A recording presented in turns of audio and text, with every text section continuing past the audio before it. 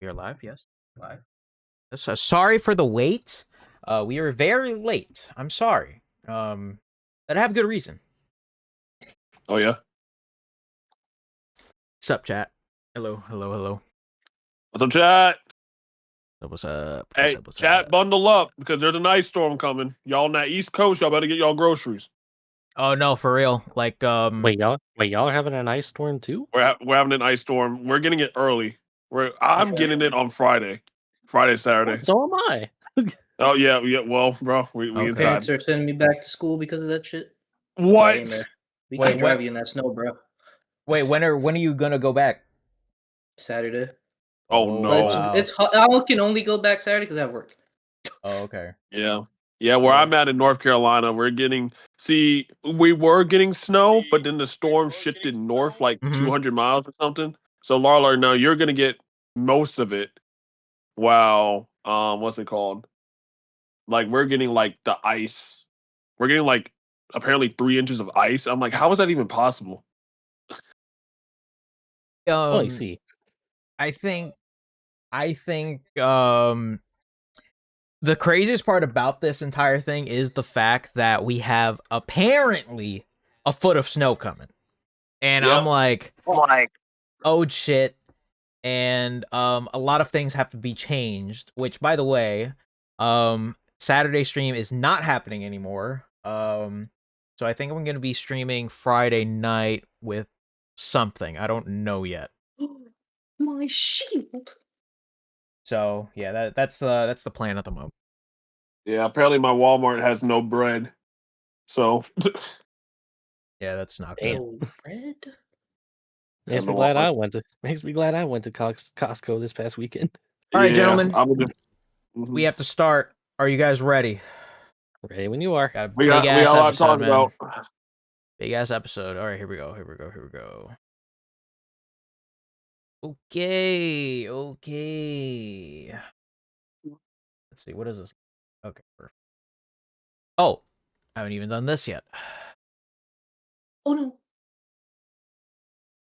There you go. You guys should see the screen now. Chat, what's up? Hello. If you guys are watching, let us know. Check out my newest video, by the way, today. Check out my newest video from yesterday as well. Trying to pump out some videos this week. You know, I gotta work on more videos after this stream as well. So yeah. Make sure you guys check it out. I hope. I hope. Give it a like. Give it a thumbs up. Give it a share. Give it a view. Etc. etc. All right, If you here we don't, go. you will raid your refrigerator. You guys ready? Yeah, let's do it. No. All right. Let's calm down. Welcome to episode 19 of the Talkin' Football with Larlar podcast. I am, of course, your host, AZ Larlar. Welcome, everybody, back for another episode. Man, we got lots and lots to talk about here today. But the thing is, though, we do have a little bit of a quick announcement before this episode actually starts. Really quickly, once again, I'm just going to potentially reiterate there will be an episode of the podcast at some point after the draft and at some point a little after the first wave of free agency, but at the same time, just the upcoming schedule for this podcast is the fact that we will have an episode next week, but we will not have an episode the week after. We will have an episode after the Super Bowl because technically within this season, we only have 2 more episodes to go. So, we will cover next week with the conference championship games, and then the week after that, no episode. And then the week after the Super Bowl, which is the 8th of February, we will have an episode to finish the season off. So, yeah. Just a heads up with that. But with that being said, let's now move on over to our first topic of the day. And we will be covering the games first. Of course. And then all the coaching boogaloo stuff happened after the game. Okay.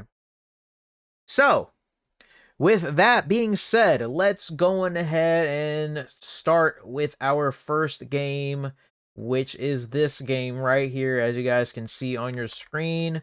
This is probably the first game where not one, but two, or at least in this case, both teams actually lose. Crazy, right? But Holy shit, you're right. the Broncos would advance to the AFC Championship game off of a game-winning field goal in overtime in heartbreaking fashion against the Buffalo Bills, 33-30. This was a game for legit the ages, because when I really think about this game, this was low-key just a classic, aside from the bad, terrible calls near the end. But anyways, these two quarterbacks right here, Josh Allen, Bo Nix, they were fucking balling. 26 for 46 from Bo Nix for 279 yards, 3 touchdowns, and 1 pick. Meanwhile, Josh Allen had 25 at 39, 283 yards, 3 touchdowns, 2 picks, and took 3 sacks. This was a very sloppy game from both sides, more so on Josh Allen, because if you guys remember, he had that legit whatever the hell that was fumble at the end of the first half that set Buffalo up 3 points. And guess how much the Broncos won by? 3 points. So, obviously Josh is part of the reason as to why they lost here. But I mean, it was just a multitude of things. The defense for Buffalo just continued to not be as good as usual. Bo Nix wasn't exactly a perfect quarterback, but he still got at least things done. He threw it up to Marvin Mims, et cetera, et cetera. But that defense for the Broncos was absolute insanity because, man, Nick Bonito, Hufanga, holy moly. And they were able to get things done in overtime against the Buffalo Bills. Now we will get on to the most obvious thing that comes out of this game right here, but let's go ahead and take a look at some tweets here because I loaded up a lot of tweets. But first things first, it is the year of the Umamusume, all right? The year of the Umamusume, because let me tell you, ever since the Umamusume fans have claimed the Broncos as their team this season, they've been winning. So, yep. But anyways, this is how crazy this game was. 20-10 at halftime. And then the Bills actually came up here just a little bit. And then the Broncos came back. They tied it up with a field goal, end of regulation. Then another field goal here at overtime. Just an insane amount of stuff here. While the Broncos defense splash plays when needed most. 3 sacks, 3 fumble recoveries, and 2 picks. We have a soundbite here from Josh Allen after the press conference, and you may need some tissues for this one. Let my teammates down tonight. Your emotions normally aren't this emotional for us. Is what has brought this on? Just missed opportunities throughout the game. It's been a long season. I hate how it ended, and it's going to stick with me for a long time. You ended up being 5 turnovers overall. I know it just happened, but you kind of take us into it felt like you guys kind of Yeah. Can't win with 5 turnovers. I fumbled twice, threw 2 picks. When you shoot yourself in the foot like that, you don't deserve to win football games. Josh, having said that, did it add the frustration kind of the way the game ended with a couple of questionable calls? Yeah, I mean, losing that way regardless, losing in the playoffs is not fun. So, as you can see, Josh Allen very emotional after the game because this is what it looks like for the last 8 seasons of the Bills. They lost in the wild card. They lost in the wild card. They lost the AFC Championship. They lost the divisional round 3 straight times. They lost the AFC Championship, and then they lost in the divisional round again, which was this game right here. So, obviously, things got to give. Here's a soundbite from now former coach Sean McDermott. I'm saying it because I'm standing up for Buffalo. Damn it, I'm standing up for us. Because what went on is not how it should go down, in my estimation. That play, these guys spent 3 hours out there playing football. He's talking about the, by the way, very controversial simultaneous catch that resulted in a pick for the Broncos instead of a catch for the Bills. Something cool here, though, that the Bills-Broncos game was actually going on to the point where the 49ers-Seahawks game literally got delayed. Hilarious. But yeah, the Broncos win with a field goal there to go to the AFC Championship game. There were a couple flags that happened at the end of the game there that resulted in them being so close to it. And Josh Allen's reaction after the field goal is just not something you want to see because he just realizes once again he comes up very short again. And so Bo Nix has his eyes on the set on this Lombardi, and the NFL tweets out. We'll get to that in a bit. But yeah. Yeah, we will get to that in a bit. So game first, gentlemen. What are our thoughts with this game? Because legitimately, this was an amazing game to watch. Bills are frauds. But yeah. Let me stop. But no. Yeah, instant classic. Boy, where do we start? Also, what's up, YouTube? What's going on?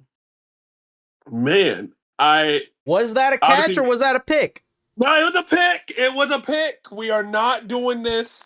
In order of a catch, he must have possession going onto the ground. Lala, I don't know if you have the clip, but go ahead and show the people that it's fine. Go ahead, it was an interception. Brandon Cooks caught in midair. Once he hit the ground, he did not maintain possession. Therefore, the DB picked it out of his ball. It's an interception. The refs got a good call. Anyway, yes, both QBs, did their thing, but both of them did not play entirely too well. Yeah, there you go. There's a picture right there. You can see as Brandon Cooks has the ball, right? He is honestly bobbling in his hand right now, so he really does not have possession right then and there, right? So as he's going onto the ground, yeah, there you go. As he rolls along the ground right there, he does not maintain possession. Therefore, the DB got the ball right out of that, which handed right into his arms, and he picked it up and ran off. Therefore, it was an interception. That's basically what people were talking about, catch or whatnot. So I know that controversial call. But regardless of the game, great game. Both defenses, the Bills' pass defense is actually top 5 in the league, while their rush defense is bottom 5 in the league. So I'm not surprised that they gave him a lot of points. I am kind of surprised at the Broncos defense, even though they had, like you have on there, 3 sacks, 3 fumble recoveries, and 2 interceptions. They did let up 30 points. Granted, it is Josh Allen, right? But no, man. Josh Allen is like, at this point, it's like, will he ever get over the hurdle? Who knows? And we'll talk about it later with the coaching situation. But now we're talking about will he ever get over the hurdle? With him and Sean McDermott, they were 0-7 in the postseason. They've been 0-7. So I don't know what's that about, man. And we'll talk about the Bo Nix situation too. But in terms of Bo Nix's play, he did what he needed to do. He put the team back in the possession that he needed. But it was really the Broncos defense that kind of really are the winners of this game, right? They did what they needed to do. You can't win off of turnovers like that. And granted, I'll give it to Josh Allen. I know he's super emotional with it because he wants it bad. And we've been all saying this, y'all. It's like the quote-unquote easiest Super Bowl run. No Mahomes, no Jackson, no Burrow, right? Apparently, this is supposed to be his easiest run ever. You know what I mean? So the fact that that's not going to happen no more, it's going to question. I think Josh Allen's still a game changer. But, it's going to have to see what it is. So we'll talk about all, the situations later with that, but that's my thoughts with the game there.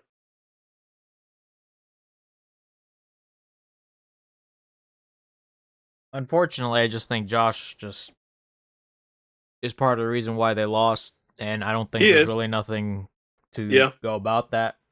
Yeah.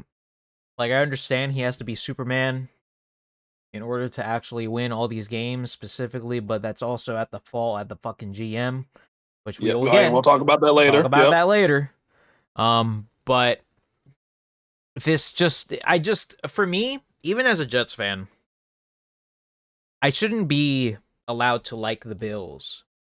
If anything, I like Josh Allen a lot. I think he's a fun player to watch. I think he means well in a lot of cases, both on the field and off the field. He's just so much fun to watch, personally, me speaking. But seeing him break down like that really just sucks, man. It does. Because Yeah. this guy is so talented. He deserves a ring. He has an MVP already. So that's one in his pocket. But no Super Bowl. Not even a Super Bowl appearance. Not even an AFC title. And they got nothing to show for the past 8 years. To the point where you really have to start thinking about a lot of different things for this team. Which obviously, once again, we'll get to the later. But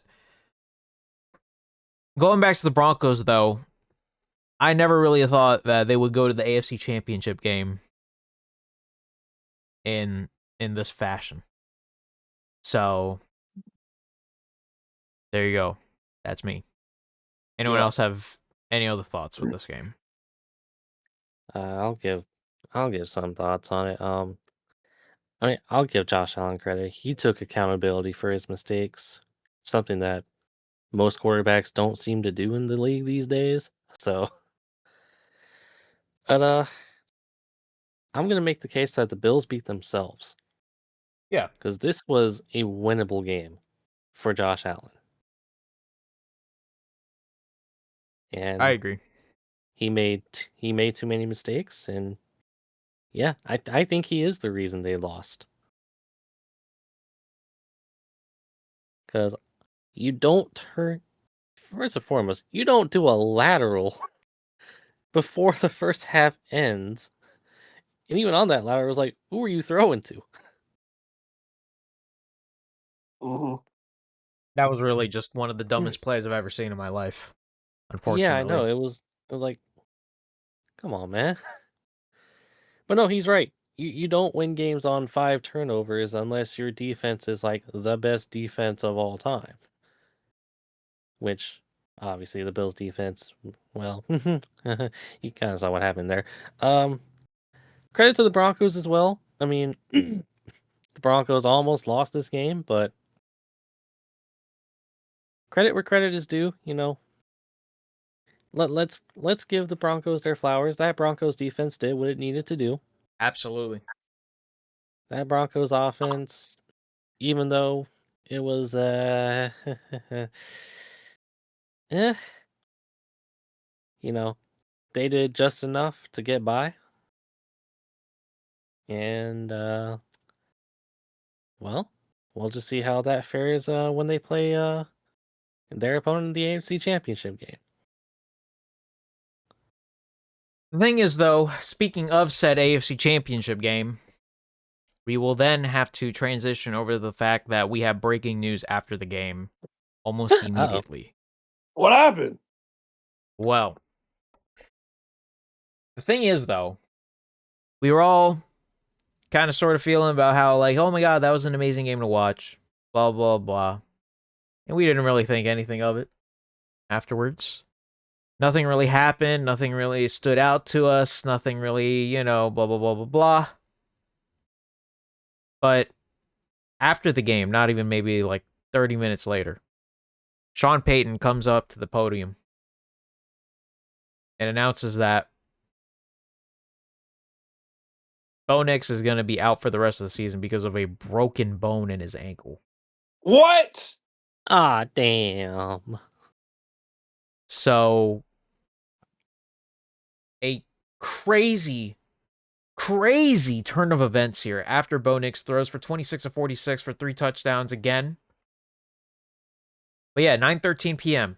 Stunner, Broncos coach Sean Payton just announced QB Bo Nix broke a bone in his ankle and is out for the season, says Tom Pelissero.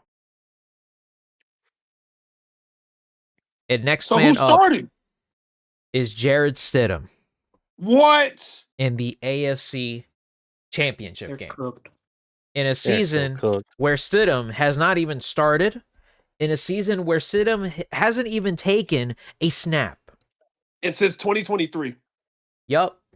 He has not done anything other than be on the sideline and learn behind Bo Nix and Sean Payton. Apparently, this is the play where he broke it. And it was his literal, it was a little rush to the left, and then he just gets tackled, and then all of a sudden, that's where his bone got broken. I don't know We how. we were talking about how why would they run a QB power there? Yup. But we have the moment Sean Payton announced it to everybody, shocking the NFL world. My coach. Not good news. On the second to last play in overtime, Bo fractured a bone in his right ankle. He's scheduled to have surgery Tuesday of this week, which will put him out for the rest of the season. Steady's ready to go.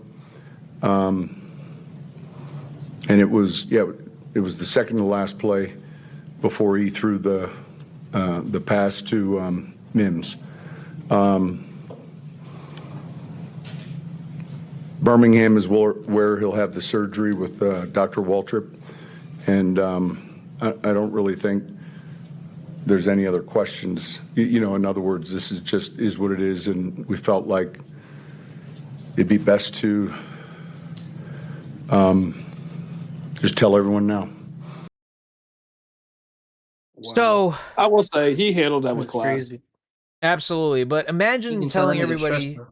though. Imagine telling everybody from the world, even if after you just won the divisional round, won a playoff game, and the next thing you know, your franchise quarterback goes down with an injury that sets him back for literally the rest of the season, to the point where Jared Stidham now has only played one snap this season, which was a kneel down.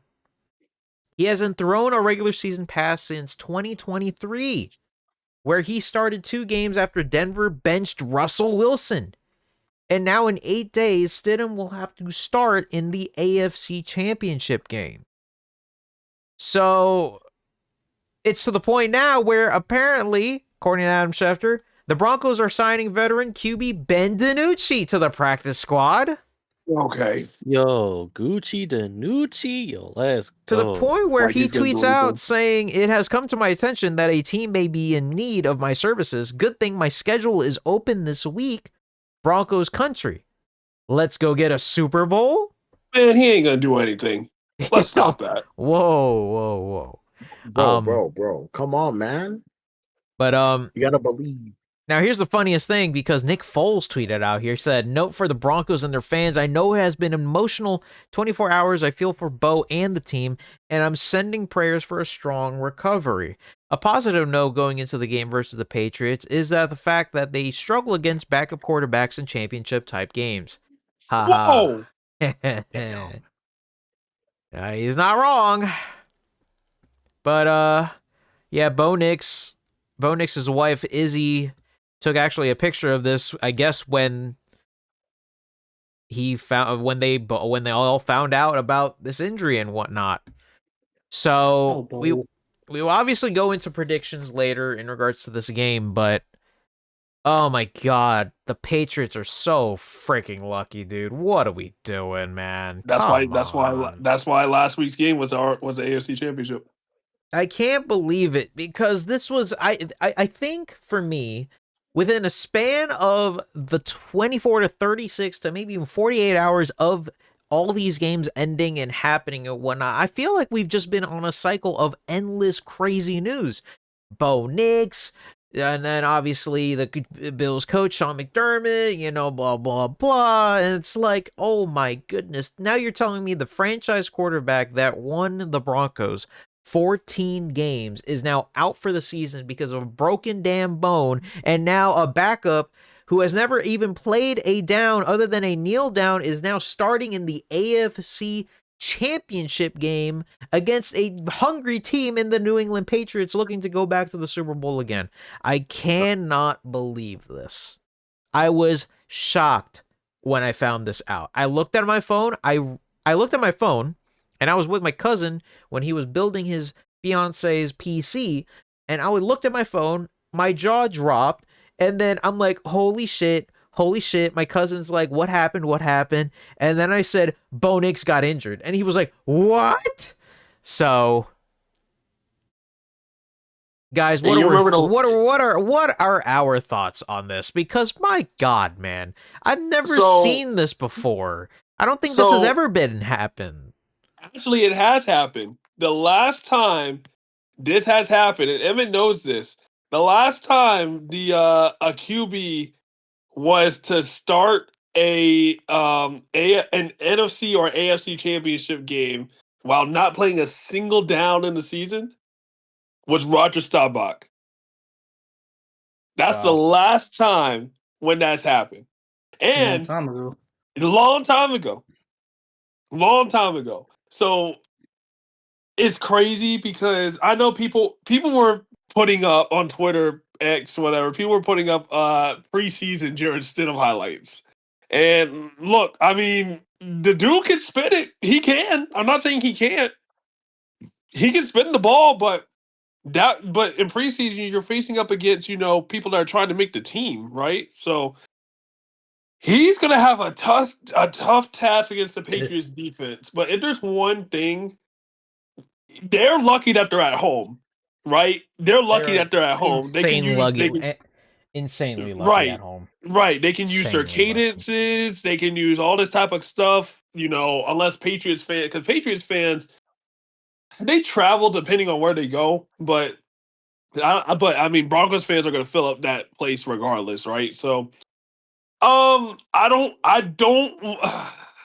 want to say it's going to be a blowout because this is the first road game for the Patriots in this playoffs, right? So I don't want to say it's going to be a blowout, maybe per se, but Jared Stidham's going to have a tough time. And this is why I think another reason why Sean Payton went ahead and said it rather than do it throughout the week is because he wants to give Jared Stidham as much time as he can get, right? Correct. If he were to say this like on a Tuesday or like on a Wednesday, now you're giving Jared Stidham only half a week to work with rather than just rip the Band-Aid and just let him know, be like, hey, bro, Bo is down. You got to go. Like, you got to go now, and we're going to get you going, like, right away. So I think Sean Payton did it the best way that he could. But, man, this is a blow to the Broncos, bro, because Bo Nix was having a great season. It's only his second year. That's tough. But I mean, Jared Stidham can do it. I think I don't want to say it's possible. I'll say it's possible. That's all I'm going to say there. I agree. It's possible. Brandon, I'm gonna have to correct you on something real quick. Oh, whoa! What happened? You mentioned the last QB to start a postseason game without taking a snap was Staubach. That is incorrect. What? Oh, sorry, YouTube. It was Caleb Haney with the Chicago Bears. Oh, yeah, you're right. Sorry, YouTube. We'll edit that out. Go on. Not edit it out. But no, I agree. This is a huge blow to the Denver Broncos. But hey, Nick Foles is right. You could be a backup QB and still make it to you can still make it to the Super Bowl. All you need is 2 games. That really is all you need. That is the thing, though, right? Like, and I think we have said this in our calls over the past couple of days. Honestly, Stidham doesn't even need to be Superman. All you gotta do is just be careful with the ball. Don't turn that shit over. Throw the ball. Be smart with it. Let the defense do its job that it's always been doing. Because that defense is still fucking good. So, I think for me personally, yeah, there is a shot, but we need to hope to God that Stidham doesn't, like, if in the first play of the drive, if the first drive, it ends up in an interception or something, oh my goodness, just wrap it up. It's going to be the quickest AFC Championship game Whoa, of all whoa, time. whoa, We, whoa, we, whoa. we will not care for the next 2.5 hours if there's a pick in the first drive. I'm telling you this right now. Hey, bro. It's over, man. Hey, bro. Have faith. Marcus Have Jones, faith. yeah. Have We'll faith see. in We'll my see. former head We will coach. see. Okay. And we will see, and we will take our predictions later. But here's the plus side about this signing, or the plus side about Stidham being there. He has been there for 2 years under Sean Payton. So he knows he was this coached by offense really Belichick. well. So, He was coached by Belichick as well. So yeah, but in recency, he was with Sean Payton, yeah, which is obviously more to think about because he knows the offense really well. Yeah. I'm sure he does. So Keep in mind, he's also been coached by Sean McVay. yeah. So Stidham's not a total bum, but he has a very big task ahead of him on Sunday at 3:00 on CBS and Paramount Plus. So Yep. Thank God it's at 3 o'clock. Because if it was later, I know. Thank God it's at 3 because my goodness. Jeez. Well, shall we move on to the next game, fellas? Let's do it. Yeah, well, honestly, this game, though, we're going to be really quick about this one. But because let's just be honest here. We just got really... I don't think we got Holy too shit. much to say about this game. But the Seahawks blow out their division rival 49ers 41-6. And they advanced to the NFC Championship game for the first time since 2014, where once again we have an Umamusume reference here God. by the Seahawks. Hell yeah. There you Yup. go. Yup. You know.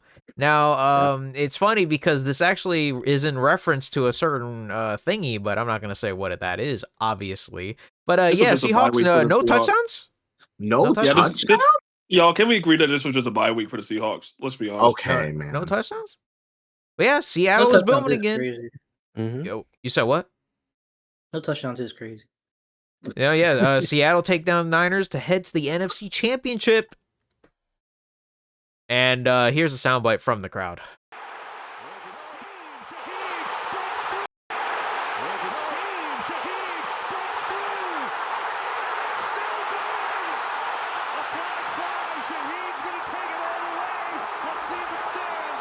The opening start to the game. touchdown. The opening kickoff return touchdown by Rashid Shaheed, which, by the way, changed their season, was probably trade of the year. Here's another soundbite.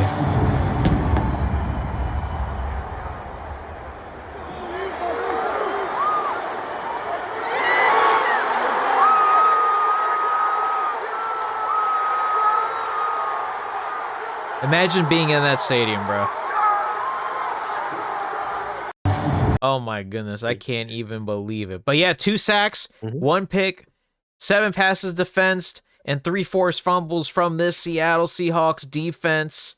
The Seahawks defense generated pressure on 47.4% of Brock Purdy's dropbacks, the highest pressure rate of any game in the NFL this season, which is What a crazy. disgrace. What a disgrace. Here's a cool ass view though. Rashid Shaheed's opening kickoff return touchdown seen by a nearby apartment window. Look at this. That's crazy. Oh yeah, look at this. Yeah, you will see. You will see it. Here it comes. And now to any visual audio listeners, we're basically showing off that cool where half the stadium is like covered up, but look at this. You can see him. Hey. That's crazy. I didn't know there were apartments that close to the Seahawks Stadium. Man, I know they'd be mad when they sleep, bro. Because don't let a game be going on at that time. Yeah, that's a loud stadium. Here's something right. from r/NFL. We really might get a Sam Darnold winning a Super Bowl before Josh Allen, Lamar Jackson, or Joe Burrow. Let me say Oh, something real shit. quick. I think we just keep forgetting that he was a second overall pick. He just went to a terrible situation. All right. Oh, okay. All right. You mean a third Not overall a pick? terrible situation. All right. Let's shut the hell up. Anyways, Yeah. here we have a soundbite here from Christian McCaffrey. What I will say is this is, in all my years playing, one of the proudest I've ever been to be a part of a team And it's this team, and I love everybody in that locker room. Another soundbite from Kyle Shanahan. Do you just kind of flush it? To have a season end like this, do you just kind of flush it? Or do you think that the imbalance of this loss is going to linger? No, it's a loss. It's very understandable to see how it got away. We'll do that from a football standpoint, and you evaluate that throughout the offseason. But it was a tough playoff loss, but definitely don't make more of it than what it was. It was a loss. All right, guys.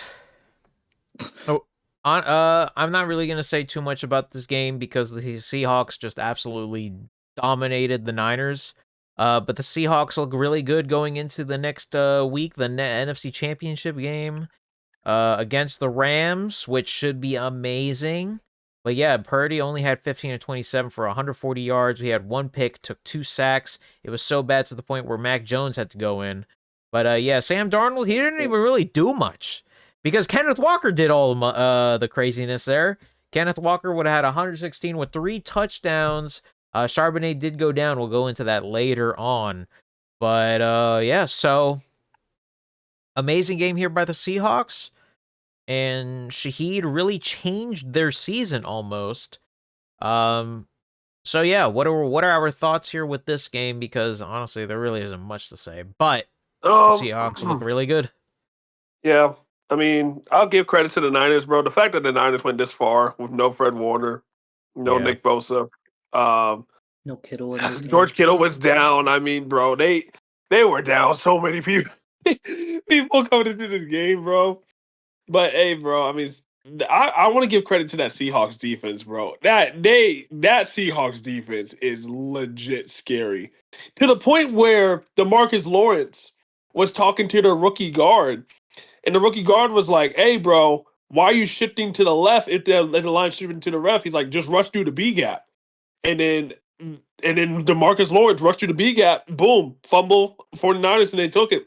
So, and then people are like, "Hey, one thing about the Seahawks is like, no matter what status they are, rookie or veteran or stuff like that, they listen to each other. And you can tell that their communication is on point throughout the whole entire season. So Niners fans, the fact that y'all went this far with a lot of backup players is something to like not be fond of, because this is honestly really impressive. So because if they would have won, Fred Warner would have came back. He was really on pace to come to the NFC Championship, but all in all, Seahawks is dangerous, and they got their first NFC Championship game, in about a decade. I mean, they beat the reigning Super Bowl champions in the playoffs, so they have nothing to be mad at. Thank God for that, by the way. Yep. That is true. That is true. First and foremost, Seattle, you're welcome for Shaheed. Y'all better get him a ring, or else. Not or else. Or else. Second of all, this was the textbook definition of belt to ass. No. And man, Basically, what Michael Irvin's been doing for the college football playoffs as of recent. Not anymore. Not anymore. But hey, congrats to Seattle. They looking good. They're looking amazing. They're looking really good. And I hope for my sake, and yeah, I really hope that they win and go to the Super Bowl. Because the way they're playing, it sure as hell looks like they will. Well, we will see as time will tell. Because I did pick them to go to the Super Bowl, the Seahawks. We will see if that continues on. The NFC side at least, stays alive for another week, but on the AFC side, unfortunately, that did not happen. So let's go ahead and talk about Sunday's games. And beginning here with the first game on ESPN and ABC, the New England Patriots win against the Texans in a very sloppy game to return to their invitational AFC Championship game. Granted, not in New England, but still.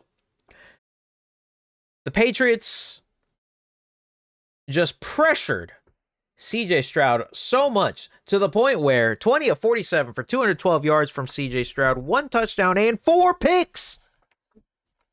If anything, 4 of them were at the end of the first half. That's how bad he was in this game. 3 sacks from taken from CJ Stroud. They couldn't get the run game going. They honestly couldn't really do much when it looked like they wanted to do much. Now, don't worry. Hold on a second. Drake May also took 5 sacks, but he still overall played way better.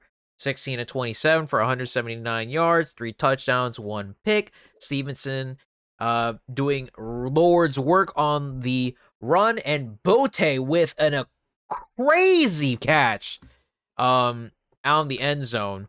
But yeah, here's a very interesting, cool thing from ESPN Insights. This will be the 3rd divisional playoffs matchup since 1970 between head coaches who also played for their respective franchises. Hey, look at that. Hey. Wow. D'Amico Ryans, 2006 to 2011 with Houston, and Mike Vrabel with 2001 to 2008 for the Patriots, you know? And yeah, it's kind of crazy, but yeah. CJ Stroud has 4 interceptions, tied for the most in a playoff half since at least 2000. My God. But yeah, the Texans all time in the divisional round 1, 2, 3, 4, 5, 6, but 7 L's in the divisional round. CJ Stroud is the first player ever with 5 picks and 5 fumbles in a single postseason. And this was really bad because look at ESPN, NFL Live. They all picked Houston to win the damn game. So what happened? That makes no sense to me. I don't know why no one was like, Patriots could do it. I don't know anyway, but the devil of the New England Patriots are back in the AFC Championship. Jesus. So, yeah, but yeah, this is a crazy catch from Booty in the snow, man. Oh my goodness, that one-handed catch is insane to me because over Stingley too. Oh my God, yeah, over Stingley. You're right. We have a soundbite here from head coach Mike Vrabel. Yeah, we talk about not going in the blender, and I think it's hard. I mean, they put pressure on us, and you know, we know we got to take care of the ball. Drake knows that. But to be able to stay the course and to trust Kayshawn and give him a great ball that, you know, it was him or nobody, and those guys have kind of done that all year. Is when we needed a play, they've been able to do that for us. Why did the Titans fire this motherfucker? Anyways. Good question. We have a soundbite from... Oh, what'd you say? They'd be in a much better position right now if they didn't fire him. Absolutely. We have a soundbite from 4-pick interception quarterback CJ Stroud. I look back at the season and just once again, I can't just be anything but grateful for the teammates I have, the coaches that I have, you know, the organizations, the city of Houston, the fans, and I just, I look back and I just feel like I let people down, and you know, not happy with that, and you know, it hurts, and I'm not, you know, naive to it. You know, I didn't play my best this year, but I'm gonna, you know, respond. I'm gonna, you know, keep my chest up, you know, my chin up high, and I'm gonna just keep battling for, you know, God before me, who can be against me, and I'm just gonna rely on that. But yeah, I think, you know, even today, you know, just our team doing great, you know, our defense, you know, getting stops, you know, and I just being careless with the football. I gotta, you know, get that fixed, and something that I know I can. So I'm gonna get that done. I feel so bad for him, bro. CJ, I feel bad for you, but I think it's time to have a conversation. Sorry. Gasp. Yeah, no. We have a soundbite from D'Amico Ryans. I believe that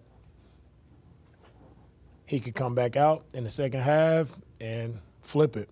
I believe that he could play better, and he did that in the second half. He did play better. We had some positive drives there in the second half, because I believe that he would do that, and he did that.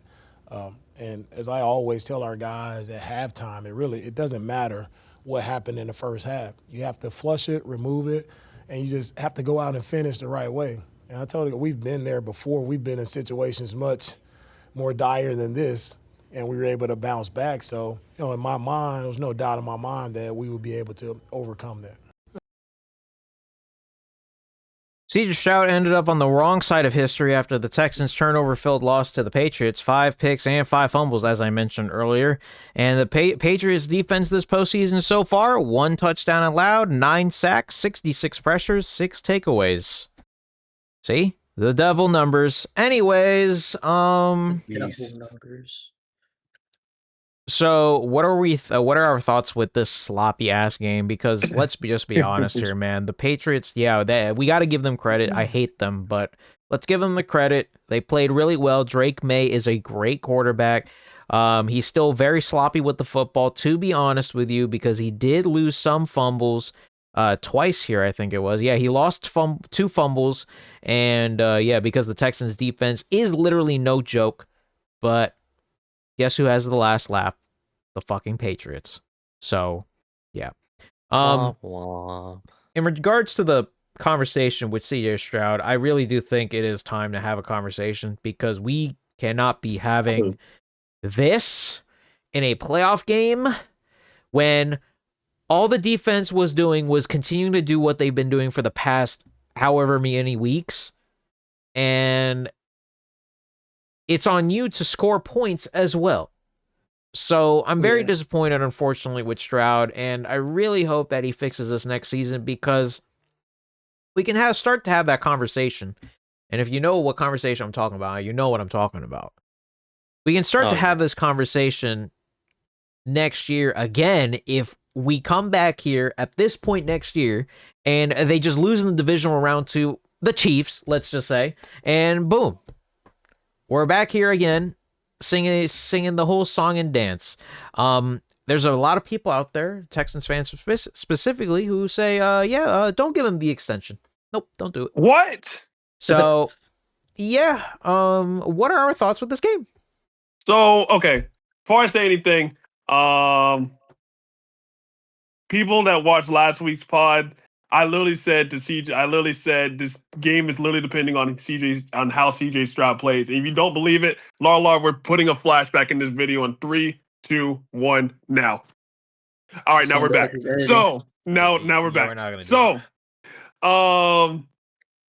literally, this game was based on how CJ Stroud played. That Texans defense did everything they could, literally everything they could, to put this game back in the Texans' hands. And with CJ, bro, 4 interceptions in the first half. The first half, 4 interceptions, bro. And look at the stat line that Lawler put up, bro. 44%. Well, this is a combine for both teams. Like Drake May, also had 3 fumbles. We ain't gonna let him off the hook with that either. But both QBs were not playing well. Granted, it was snowing. It was cold, right? So the football's slippery, and it was coming down snow too. So, but all in all, man, both defenses really were the reasons why they were in the game. Patriots offense started to get a little bit rolling towards the end. Stevenson had a pretty decent game. Obviously, Booty did as well. Drake May's first AFC championship, obviously, and being in the league for 2 years. So it's something. Mike Vrabel has literally turned the ship around in not even 1 year. They were 4-13 for the last 2 seasons under Bill Belichick and under Gerard Mayo. And when Mike Vrabel comes back, 14-3 right now. It's honestly insane. And honestly, this was the AFC Championship. I said it. This was the AFC Championship. Because we know next week, and with this easy schedule that the Patriots got going, this is another Mickey Mouse to the championship. Yes, this was my pick. This was my pick to the championship. And I hate it. I wish, Bo Nix would play so that way it's like this over and over again. But let's be fully honest. Like, the Patriots did have one of the easiest schedules coming on to next year because, like I said, they were 4-13 last year. But I give credit. Terrible offensive lines. Yes. But I will give credit when credit is due. Drake May just did what he needed to do and get on out of there. Granted, I don't like the 3 fumbles. I don't like it.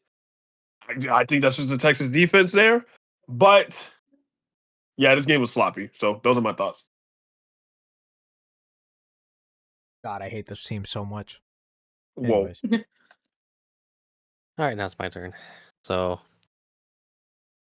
oh boy, yeah, we do need to have a conversation about CJ Stroud. He is What? regressing in real time. Yes, I will admit the Texans. We've been saying it all season. They have one of the worst offensive lines in the league. Unfortunately, that is still no excuse to throw 4 picks in the first half. 4 He's picks, man.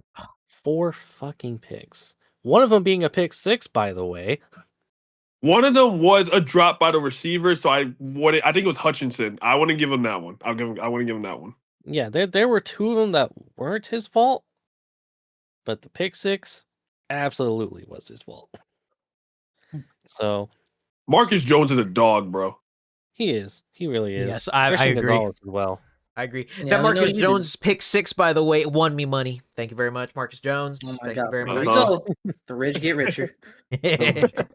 But do I want to give the Texans the benefit of the doubt, them not having Nico Collins and Dalton Schultz I going don't down in think- the first half? Yeah, Tough. because there were a lot of drops. Yeah. Yeah. But yeah, Patriots did what they needed to do. Drake May, he wasn't innocent either. He played sloppily as well. Granted, it's hard to play against that Texans defense. It really is. That catch by Booty was insane. And we knew it was going to I be will more of a give him defensive that. game. Oh yeah, we knew that going in. But CJ. I have confidence he'll turn it around next season.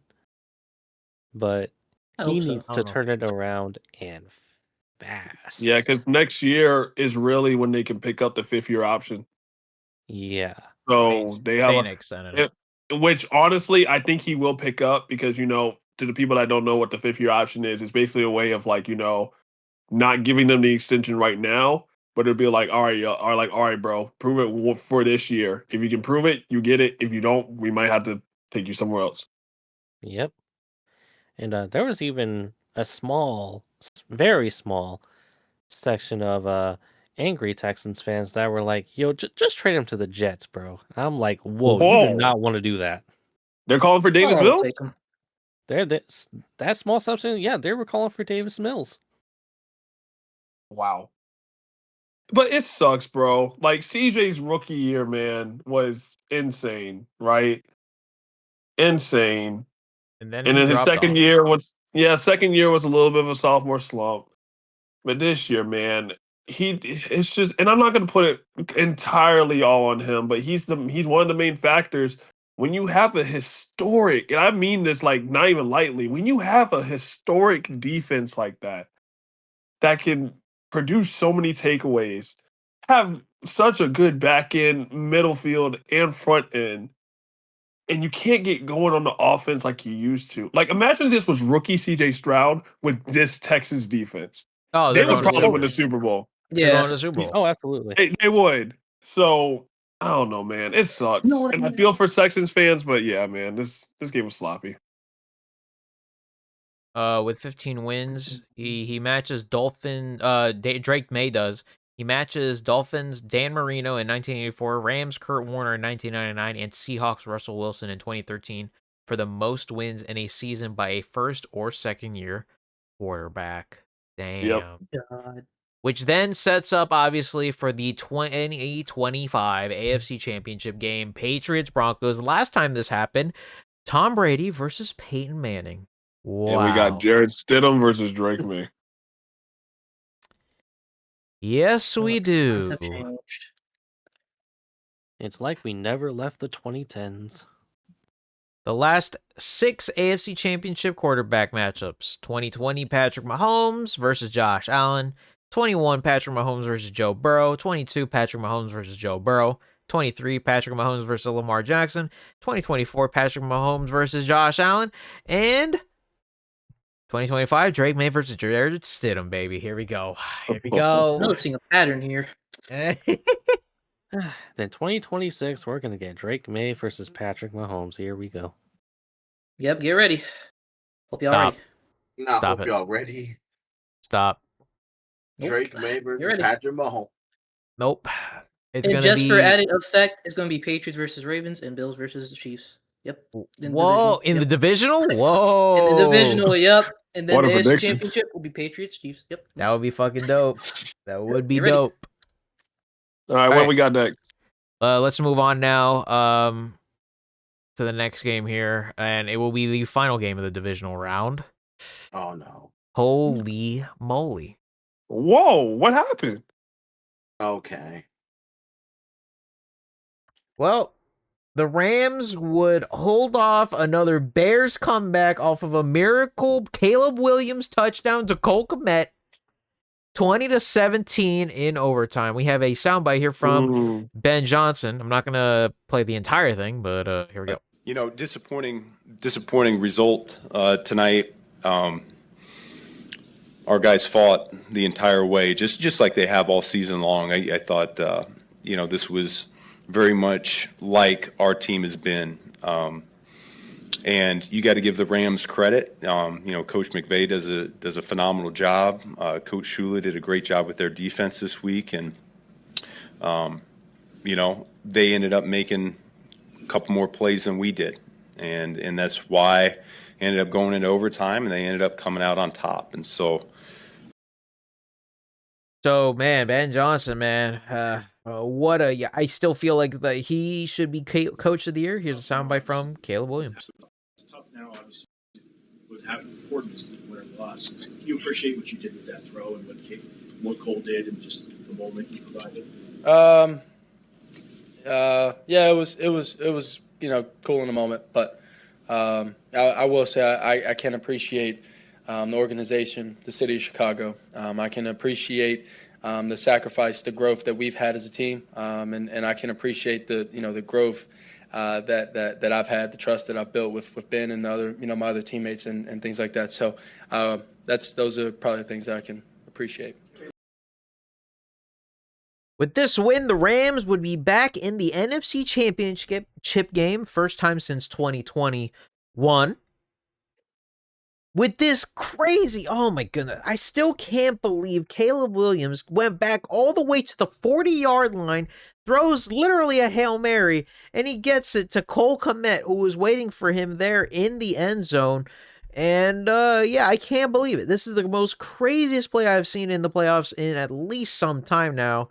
And yeah, check out this sideline view from Stacey Dales. This is incredible.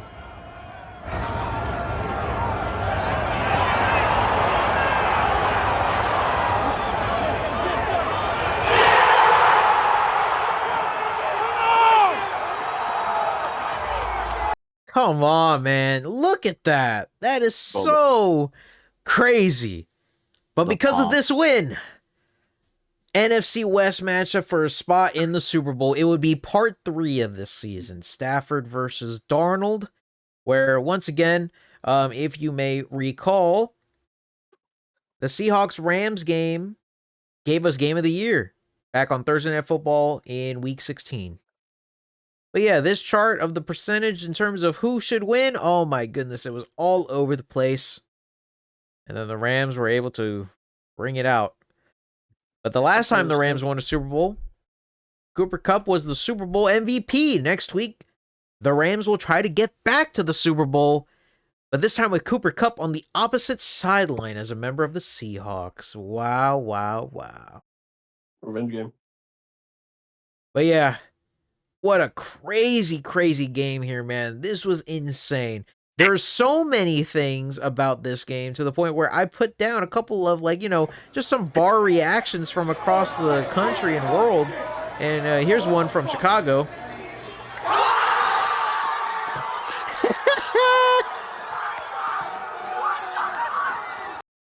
Could you imagine being in a bar at this point? But yeah, 7 combined picks today between CJ Stroud and Caleb Williams. There you go. Can't go tomorrow. But yeah, honestly though, one of the greatest Bears seasons I've ever watched, says Dave here. I personally agree. Meanwhile, Stafford gets his 55th career game-winning drive in the fourth quarter, or OT. He has 11 more than the next closest QB since his first season in 2009. According to NFL Next Gen Stats, Cole Kmet's TD catch had a completion probability of 17.8, which is crazy to me. And this was a tweet, guess what? In November of 2025, this person said that Drake May, Bo Nix, Sam Darnold, and Stafford would be the final four, and this is technically very true. Kind of crazy how that works. But yeah, so what are our thoughts with this game here? The Rams did do enough to get the win, but I also did say last week that at some point that magic of comeback is going to, at some point, not be enough, and it just so happened to be this game right here. Props to the Bears, though. I like seeing a team who has faced adversity over the past couple of years, have a terrible head coach, now hired the correct coach. They have their coach, they have their quarterback, they have all the pieces now. It's now time to build for that team. So I like where the Bears are going. So props to them. They had an amazing season no matter how this season was going to end. Meanwhile, with the Rams, I still believe they are the better, well-rounded team no matter what. They won this game in the cold weather. Nice. Stafford went into it. Stafford's now going back to the NFC Championship game, and it's looking pretty damn good for them. But here's the thing, though. We shall see what happens against that Seahawks defense, which is overall better than the Bears defense anyway. So, what are our thoughts with this game here to wrap up divisional weekend? Hey, good stuff by the Bears, bro. Ben Johnson after 1 year, Mo. I give him a round of applause. And what I like about Ben Johnson, man, that man's not afraid to try things. I know he wasn't ever afraid to try things back in Detroit, but bro, like he has pure hatred for Matt LaFleur, which is funny. That man, like I said, he ain't afraid to go for it on fourth downs. He ain't afraid to try this, try that. I truly think he's unlocking Caleb Williams' potential because Caleb Williams this year showed why he was the number one overall pick in many occasions. Bears got good running backs. Bears O-line have been beefed up tremendously. One of the best O-line from the Bears I've seen in a minute. The receivers could use a little bit of work, but they got guys. You got DJ Moore. Odunze needs to stay healthy a little bit more. Burden's just a rookie. He's getting up there. And the back end for the Bears on defensively, bro. I mean, they got a decent front four, decent to mid-size little bit of field, and they got decent DBs. So honestly, what the Bears just got to work on, it's now that they've been back in the postseason, it's just getting back there again. And I think we all can agree with that. And then with the Rams, bro, I got to give credit Matthew Stafford and his guys. They did what they needed to do there. Yeah, it was a good game. It was definitely tough, obviously, because you got weather with you and it's very cold. But props, man, props to the Rams. This game was solid. I like this. This was a good and like I said, the fact that Caleb Williams threw it 45 plus off of his back foot, the Cole Kmet, or to send the overtime is crazy. But like we said while we were watching it, we're like, hey, bro, the Rams win it, and then that's gonna be all for nothing. So, but hey, bro, props to the Bears, man, because now I think a lot of players in this free agency cycle, they're gonna be like, oh yeah, the Bears got something cooking. We're gonna want to go over there. So props to them, man. Yep. Props to the Rams though for winning.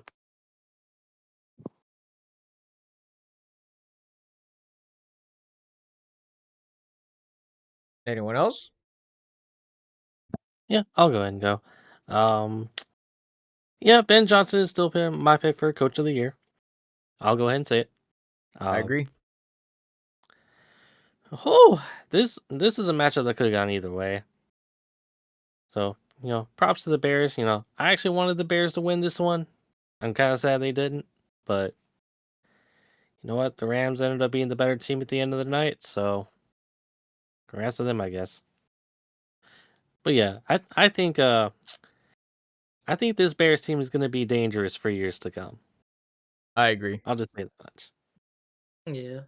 I agree. The NFC North will continue to be still really good, but I do definitely think the Bears are going to be potentially at the top. Potentially. Can they get to a Super Bowl with Ben Johnson? That would be insane. Or Dan Campbell, man. Oh my God. I give it a few years because that NFC North is a tough division. Yeah. I think for me, though, God, I can't even imagine what they're thinking right now. The fact that they're going to go back to Seattle against a rival team. They got to do it all over again. Remember, the final score was 37-36 on that Thursday Night Football game. My God. We could potentially have another banger on our hands to end off Championship Sunday next week. But yeah. Again, props to the Bears. No matter what, the season was going to be amazing for them anyway. And now we have to see how far the Rams can take it. Can they make it back to the Super Bowl? Is that possible? Because now we already have our Championship Sunday bracket all set to go. Right here, right now. Patriots Broncos and Rams Seahawks to make it to Super Bowl 60. My pick's still there. San Francisco. Crazy, crazy, crazy stuff. I hate seeing the Patriots in there, though. But anyways. I understand. Yep. So now, we have to go on to a lot of news coming up here. Which, by the way, here we go. Rams won it 21-19 first game. Then 38-37 in the second game in overtime. And now we have part 3. Seahawks-Rams. And now it is all one and done. We have 2 more games to go with this upcoming Sunday. Then the Super Bowl. And obviously whoever wins this goes to the Super Bowl 60 in San Francisco. My God. So, with that being said, we have a lot of coaching news that we have to catch up on right here, right now. So, let's do that while I go ahead and switch over some stuff here for everyone in the call. Boom, boom. Should be there now. Boom, boom. We're going to go ahead and do this. Well, all right, here we go. So, gentlemen, here we go. Let's begin now with the first news of the coaching cycle, which is big, crazy news because John Harbaugh is going to be the newest Giants head coach. Barring a setback, well, it's been finalized already. But the Giants went from 2004 to 2015 with Tom Coughlin. And then since then, they've gone to Ben McAdoo, Pat Shurmur, Joe Judge, to Brian Daboll. And now, John Harbaugh. He was with the Eagles in 1998 to 2000 before taking on the Ravens head coaching job in 2008. He now returns to the NFC East. And now he has a chance to work with Jackson Dart, Cam Scatterboo, and that big old defense. And as of this tweet right here, John Harbaugh would have been the first hire of head coach to fill in the offseason. Jordan Schultz also said that the Giants' deal with Harbaugh is expected to be 5 years with nearing $100 million. Holy shit. Jeez.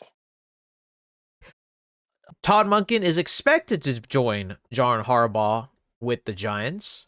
But there was a little bit of a skid up here on January 16th where John Harbaugh apparently, they were still working out the details of the contract.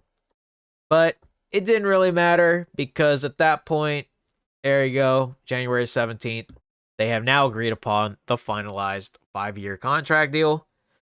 And John Harbaugh said on his deal, quote, "This is the New York Giants. I'm proud and honored to be head coach of this historic franchise and especially excited to work with the Mara and Tisch families. But most of all, I can't wait to get it started with the great players on this football team to see what we can accomplish together."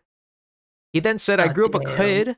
He grew up a football kid in Ohio, and my dad was a football coach. The history of the league means to us something to us. Why? Because it's the New York Football Giants, and I'm their head coach." Ah, damn. Now here's Harbaugh walking into the Giants facility. He's getting a tour of the Giants facility with Joe Shane, that bum. And yeah, so we have a soundbite here from now new Giants head coach John Harbaugh. Holy shit, I just said those words out of my mouth. Changing from one organization to another and finding that success. And he's a man of few words, and his 4 words to me were, change can be good. That's what he said. Change can be good. And he was excited. He's fired up for us. He's a good friend. And yeah, we'll try to do. You know what? How about we do this? How about we deal that right now? We'll sign up for that deal right now. What he did in Kansas City. Let's do that. It's so weird looking, bro. Well, we have 2 NFC East fans in the house here tonight. Emmett with the Cowboys and Max with the Commanders. So you guys have to now deal with a Harbaugh-led Giants team for at least the next 5 years. So, what are our thoughts with Harbaugh here, signing with the Giants here? The fact that the Giants even got this done, I don't know if you guys have seen, but the Giants have literally just wanted this man from the beginning. They took him out to dinner, they flew him out on a private jet, etc., etc., etc. They got this done. Honestly, props to the Giants ownership. Too. Holy shit. You said what? Nothing. Continue. Oh, okay. Well, I just said props to the Giants ownership because they actually got this thing done. So now, do we think that how do we think about this? I do think that the Giants do got some cooking. They got a good roster, and they just need a good coach at the helm. And Harbaugh is obviously a very renowned coach. He won a Super Bowl. He's been to the playoffs so many times. Even though he's come up short over the past couple of years, I think still at least deserves a chance. So, what are our thoughts here, really quick? The Giants do need to fix their secondary very, very bad. They need to fix that up. And also like their middle of the field on defense. But I mean, you're right. They do got guys. They got guys on that defensive front, and Lawrence and Burns and Thibodeau and Carter. And, I do believe one of them might be gone out of the season. I don't think they're going to keep all 4. And then don't forget, bro, they got Malik Neighbors too. Like Malik Neighbors coming off of injury. So same with Scalaboo and then obviously Jackson Dart. No, this is a good hire because there was a point in the cycle where John Harbaugh was the number 1 guy. And he probably would have been, and he probably honestly would have been the number 1 guy the whole entire time. So I think this is a good hire by the Giants. I don't think he's going to turn everything around in 1 year per se, but I think he'll get them back in the mix, if you know what I mean. So yeah, curious to see what he does there. Yep. Honestly, Harbaugh is kind of better. Honestly, one of the best coaching hires they've had in a while. Because I'm going to be honest, when Daboll signed with the Giants at first, I was a little hesitant. And I think after 2022 kind of proved it kind of proved my skepticism right, that he just wasn't meant for the role. So Max, Emmett, y'all have fun with that. Yeah. I don't really want to feel like facing a fucking Harbaugh-led Giants team. But you know what? If we're gonna prove that we're competition, we gotta be, the best. So that is true. Welcome, but I don't like it. I do definitely have to see. We definitely do have to see how he constructs the roster, of course, etc. But getting Harbaugh as your head coach is going to, I think, do wonders for the Giants team. And I don't even hate the Giants, honestly. I don't as a Jets fan, I fucking love. I don't fucking love, but I like the Giants because they were the team that introduced me to football anyway with Super Bowl 42. So props to the Giants. They got this thing done, and props to Mara and Joe Shane. For some reason, Joe Shane is staying, but whatever. I don't really care about that. But yeah, right. Okay. Yeah. All right, let's move on now to the next coaching update here, which was this. after we close all these tabs about it. But Matt LaFleur and the Packers have signed to a new extension. And after extensive talks, the sides agreed to a deal to keep LaFleur in Green Bay, where he's 76-40-1 with 6 playoff trips in 7 seasons. So, honestly, for me, I could have seen if they decided to actually go ahead and fire him. I could have seen that, but I do think this is honestly the correct move at the end of the day, because I agree. Because I don't really think, because look, while the coaching cycle has been crazy, you're not going to get a Tomlin because he's out. Harbaugh is already going to be out. And at this point, the only people who could potentially be a Super Bowl or could be still a coach could potentially be maybe Mike McCarthy, Brian Daboll, etc. And it's kind of just a hit or miss with all of those guys. So, yeah, I mean, yeah. So, I think this is just the right move to me, to be honest. I agree. I don't think there's any reason for Green Bay to get rid of Matt LaFleur just yet. Yeah, me too. I mean, the man, bro. I mean, he does so well with Jordan Love. Shoot, when Malik Willis was starting for a couple of games this season, he went undefeated. That's what I'm saying. Yeah, That's true. Yeah. I don't really see any point in firing the man, even if his seat is hot. Like, I think it's undeniably hot. It's just, I just don't see why you would want to fire him. No, yeah, I agree. Right so, now, I mean, so. yeah, because that man's been saving your franchise for the last couple of years. So, I mean, I wouldn't say saving it, but he's been keeping it in the right path. So, I think this is a good move. I know some Packers fans aren't too fond of it, but look, it's either that or, or someone that you're going to have to bring in again. And then Jordan Love's going to have to relearn the whole system underneath whatever they call. So, I think it's a good move. Yeah. Brian Gutekunst also got an extension. So, yeah, again, I just feel as though that these are all just correct moves. So, I don't really see any point in anything else here. But yeah, good move here by the Packers. Yeah, let's move on now to the next hiree of this, which was Kevin Stefanski. He is signing with the Falcons to be their next head coach. Two-time NFL Coach of the Year in Cleveland, Stefanski is now set to join new president of football, Matt Ryan, in Atlanta's new regime. Remember, Matt Ryan is now the president of football ops over there. And Kevin Stefanski now in Atlanta. So as of obviously this tweet, it was John Harbaugh. Then it was Kevin Stefanski. So yeah, 5-year contract here for Stefanski. What are our thoughts here with this? We do have two AFC South guys here. So yeah, as two guys that's RBM and I both NFC South fans. If we're being full on non-biased, I think it's a good move for the Falcons. I think if you got Bijan, let me back up. If you're a coach in this cycle and you're looking at teams to see what they got, the Falcons are an underrated team to get a head coaching job by their players aspect, right? You got Bijan, you got Drake London. If Michael Penix stays healthy, you got a healthy Michael Penix, right? Because a healthy Michael Penix is dangerous. I think he's dangerous. You got all of that. And then on the defensive end, you got James Pierce and Jalen Walker, who's coming off of fantastic rookie seasons. AJ Terrell.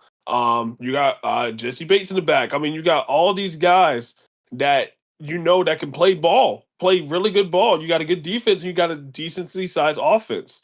The Falcons were 4-1 in primetime games this year. So they're a decent team. So, and look, Kevin Stefanski was a 2-time coach of the year, right?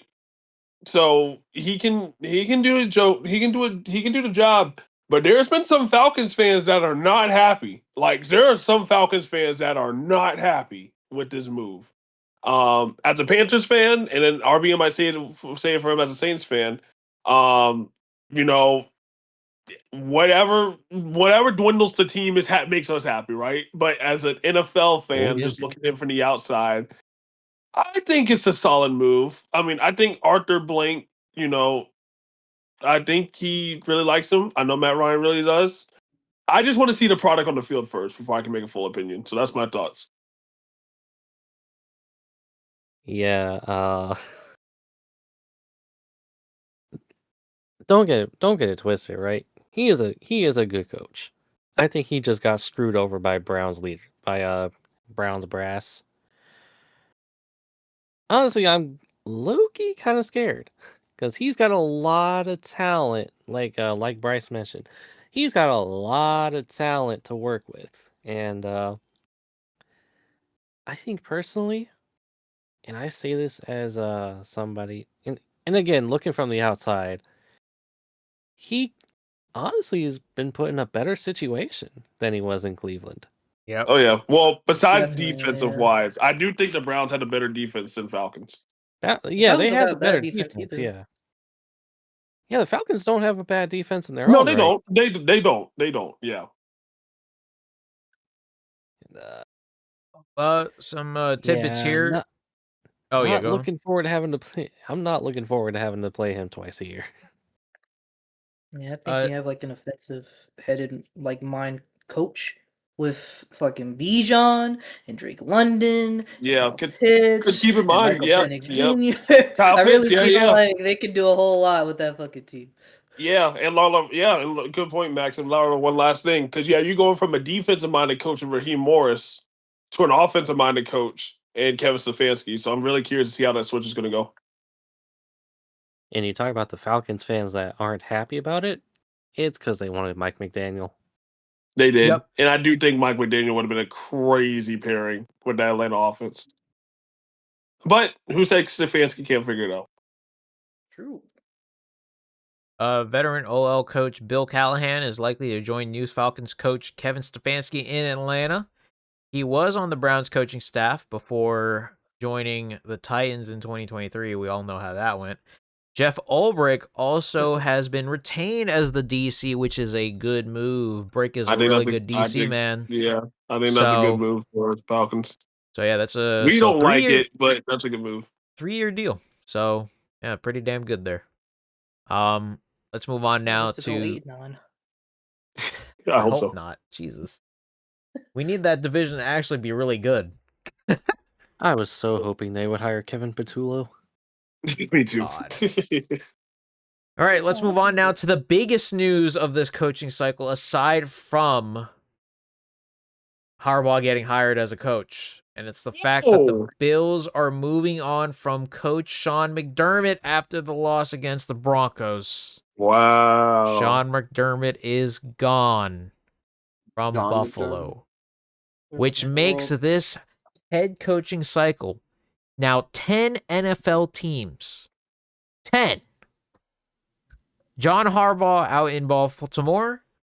Tomlin out in Pittsburgh, McDermott out in Buffalo. One of the most stunning off seasons for coaching movement in modern NFL history. Out of third of teams. Which is insane to think about. But for some reason, they're retaining GM Brandon Beane. What? Don't understand that one, but yeah, so as Hembo pointed out, the last two NFL MVPs, Josh Allen and Lamar Jackson, currently have no head coach. Shit's crazy. That is crazy. Mike Vrabel was hired 372 days ago and is technically now the longest tenured coach in the AFC East. Oh, gosh, man. But yeah, Sean McDermott's tenure in Buffalo, 9 seasons, 8 playoff appearances, 98-50 regular season record, 5 AFC East titles, which is an incredible career in Buffalo. But the thing is, though, the Bills never made it to the Super Bowl under McDermott, with Josh Allen as quarterback, losing once in the wild card round, 4 times in the divisional, and twice in the AFC championship game. He does intend to continue coaching, though. So yeah, there we go. The Buffalo Bills are going to get a new stadium, but now they're going to get a new head coach. And, we have some very interesting sound bites from today's press conference featuring GM Brandon Beane and Bills owner Terry Pagula. This one was about the choice to draft Keon Coleman. But apparently it wasn't Brandon Beane's top choice, apparently. Let's listen. Yeah, Can I interrupt? I'll address the Keon situation. The coaching staff pushed to draft Keon. I'm not saying Brandon wouldn't have drafted him, but he wasn't his next choice.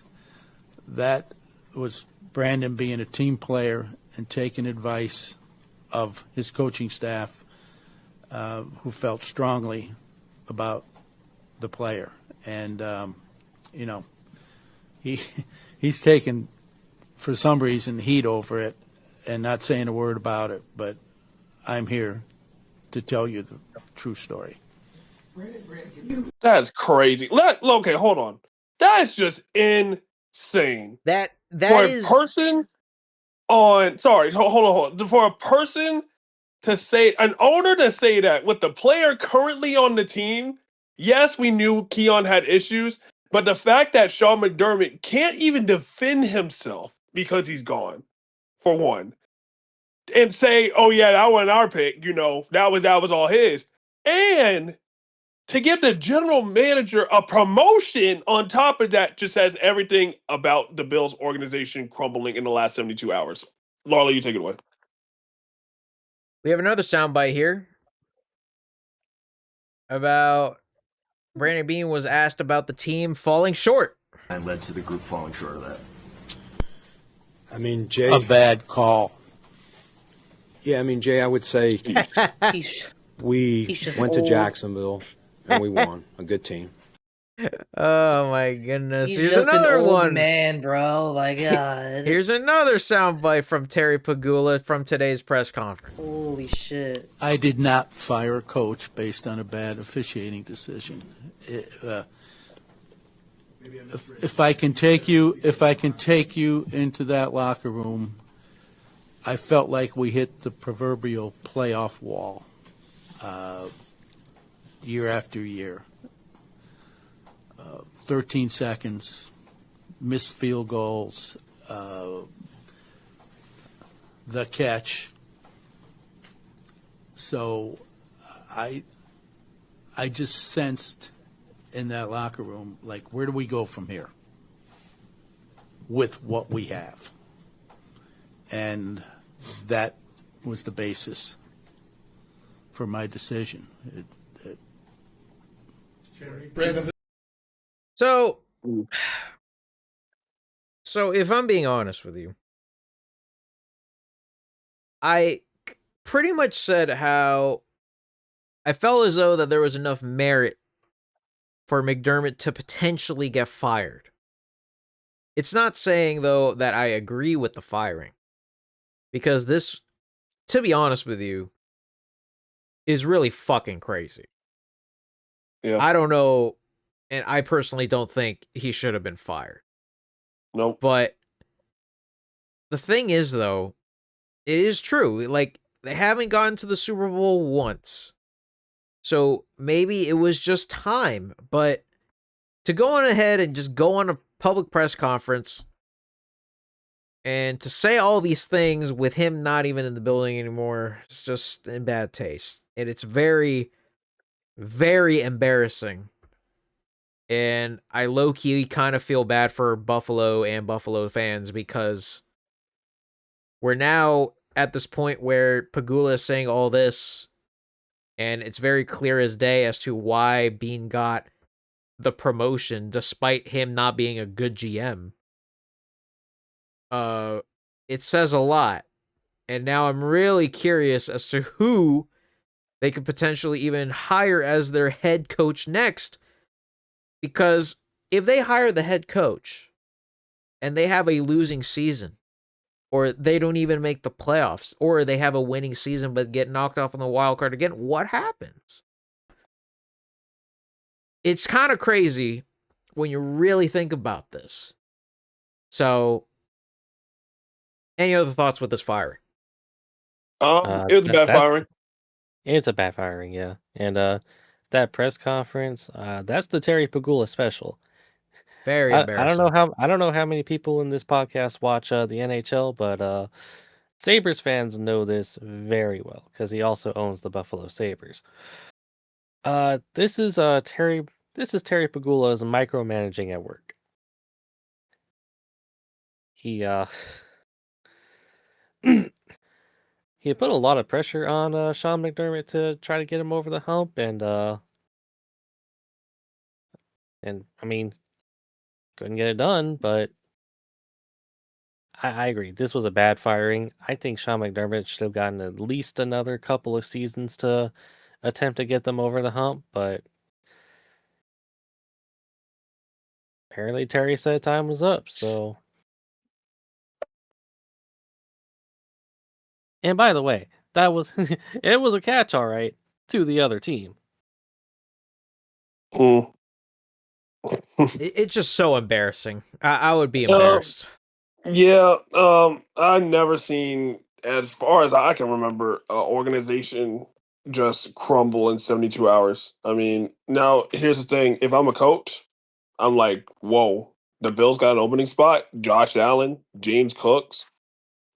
Granted, And that's it. that's probably it, right? I mean, Kincaid, maybe. And then that's it. Deion There goes Dawkins. the- I mean, like, shoot. Defensive side, I can't convince Tre'Davious White, which valid crash out, I gotta say. Well, he did hold on the last play, but yeah, man. I mean, I think. Look, did Sean McDermott? Here's the thing with Sean McDermott, right? He's also the reason, and I think Bills fans are forgetting this.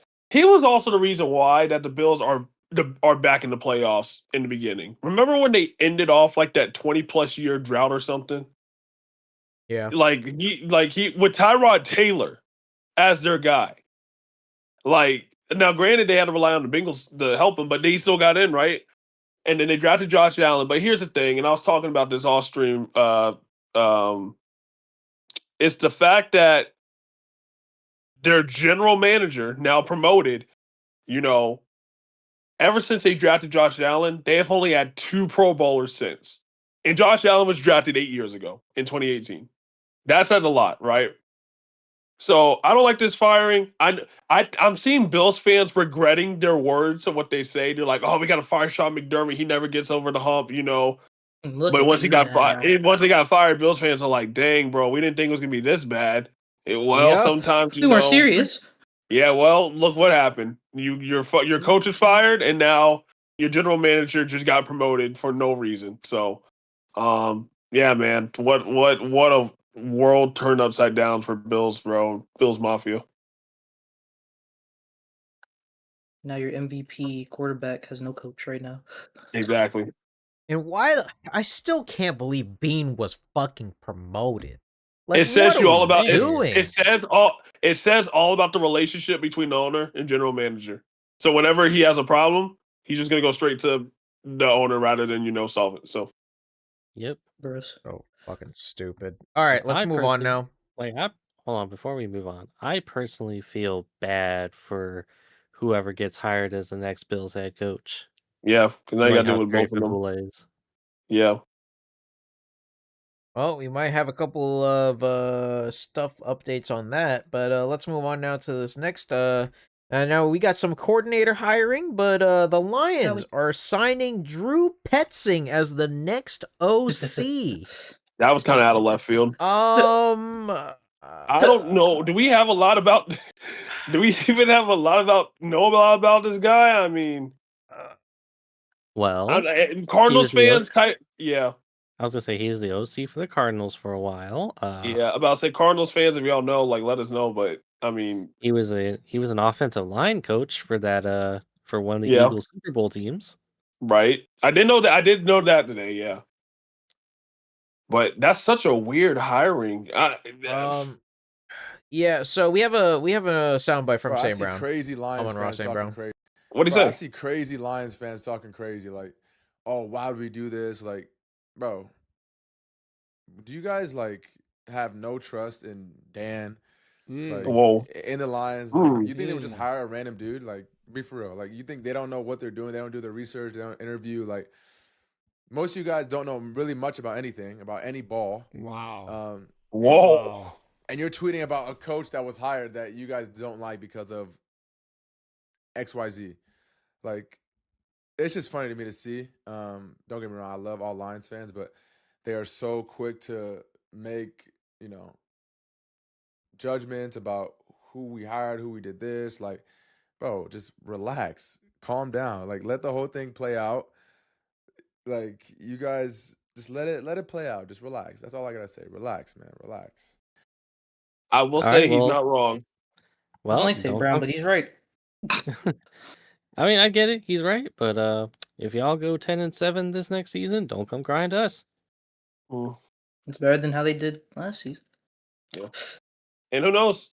I will say though, Drew does have a lot more to play with this offense rather than the Cardinals offense. That is very true. That is true, yeah. So Like, I feel like he won't do as bad as people think, though. Yeah, I don't think he'll do bad. It's just out of left field. it's just definitely a name that I don't think anyone was really expecting. Specifically, Mac really wanted Mike McDaniel, but we'll get to him later. Anyways, speaking of offensive line or offensive coordinator, also expectation during OC interviews is that Dan Campbell would relinquish play calling for the new guy. So there you go, Drew. You got play I like calling that. abilities. I like that. All right, yeah, but the next one is something that I think we should be very scared about. The Chiefs are bringing back Eric Bieniemy. What? Ah, damn. So on Monday, it was reported that the Chiefs put in a request to interview Eric Bieniemy. Wasn't much to discuss. Didn't really matter. Chiefs are hiring Chad It's like, hey, Oshie friends. as their wide receivers coach. But it didn't really matter because earlier today, not even 2 hours ago, 3 hours ago, Chiefs have agreed to term with Eric Bieniemy as their new offensive coordinator. So, don't expect anything less of the Chiefs next season.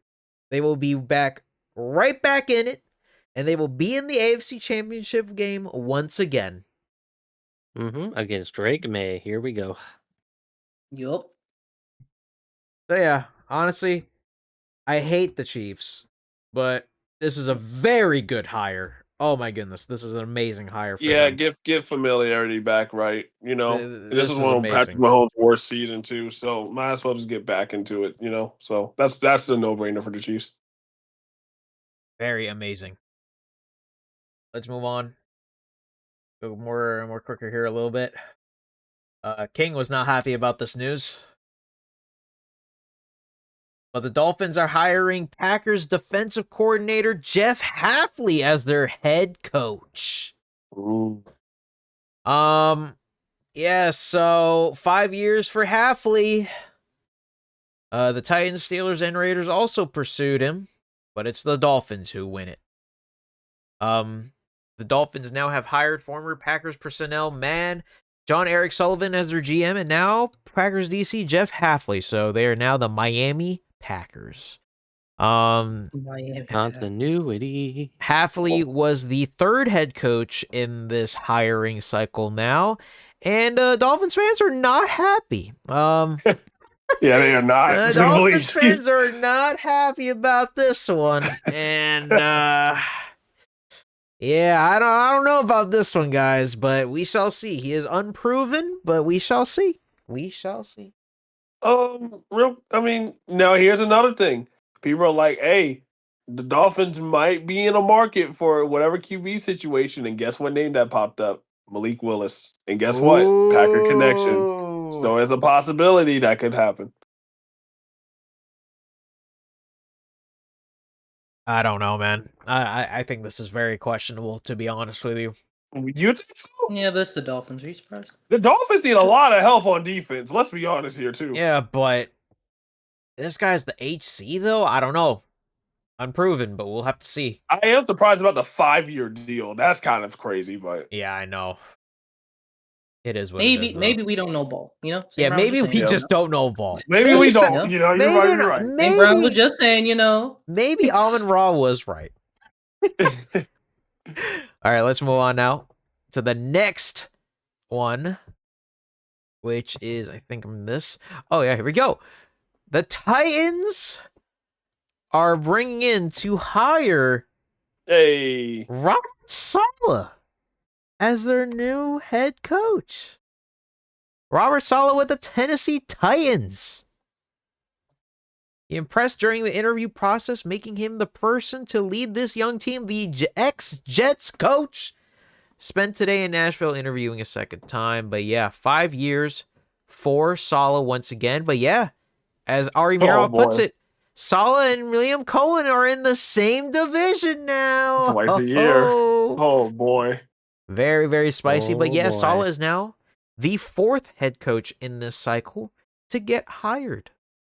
And Tennessee carousel continues. Saleh also is going to be calling the defensive plays this time around. Oh, thank God. Yeah, that's smart. Saleh felt like that he was not calling the plays as Jets coach, just disconnecting him from the game too much. Buckaroo, I don't know why you didn't fucking anyways. 5 years for Saleh. Honestly, I like this one for Tennessee. I think if the Titans, especially with Saleh calling the plays, that's going to be really good for them. I think personally for me, I like Saleh despite my criticisms of him as the Jets head coach, but he is no longer the Jets head coach. He is the Titans head coach. But you saw what he did with that 49ers defense that was depleted this year. Yeah, so he can still call. Simmons. With Jeffrey Simmons, now you can build around him. Yep. This is going to be good for them. And I'll say this too. A lot of people are like, yeah, the Robert Saleh hired's cool. But what really matters is who's the OC. Because you got Cam Ward. You got Tony Pollard coming back. The Titans might get another receiver alongside Calvin Ridley, building up an O-line. So who's going to be the OC that's really going to be there? Because think about it. Robert Saleh calling defensive plays as head coach, and you get a good offensive coordinator. I'm not saying that the Titans could be something next year, but they could be on the right track depending on who they hire. Finally, Kevin Patullo to the Titans. Oh God. Okay, we don't want to diminish Cam Ward's career. Oh God. All right, moving on now. We have more OC news, and Mac was very disappointed with this one. But the Chargers are signing Mike McDaniel to be the new Chargers offensive coordinator. What a time, because Mike McDaniel is now working with Tua to now Justin Herbert. The Bucks and Eagles both pursued McDaniel as their top OC target. Thank God the Eagles did not get a fuck. But McDaniel decided to go to LA anyway. Thank God. So I'm so glad the Bucks didn't get him. I'm so glad the fucking Eagles did not get him. Now McDaniel is going to be working with Herbert, Omarion Hampton, Ladd McConkey, Quentin Johnston. Hold on a second. We might be cooking here. To lose in the wild card. Jesus, I hope not. Jeez. Rashawn Slater and Joe Alt coming back healthy. Yeah. Chargers have no excuse now. Yeah, I'm curious to see how his combination with Jim Harbaugh is going to be. It shall be very interesting. And last piece of news here really quickly is the fact that Brian Flores, barring anything, is going to be staying with the Minnesota Vikings. So there you go. That's huge for the Vikings. That's huge for the Vikings fans. Very huge for the Vikings. Very huge. I know they're happy. Boo. Boo. Boo? Boo. Come on, bruh. I wanted him. You wanted him, bruh? It's okay. All right, now let's get into some more news here. We still got a lot more things to.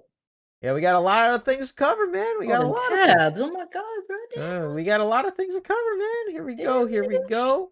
All right. So the Jets had a couple more. Let me just go ahead and just do this. This is basically just the, we're just overall just going to be doing, a bunch of GM, coach rumors, etc., etc.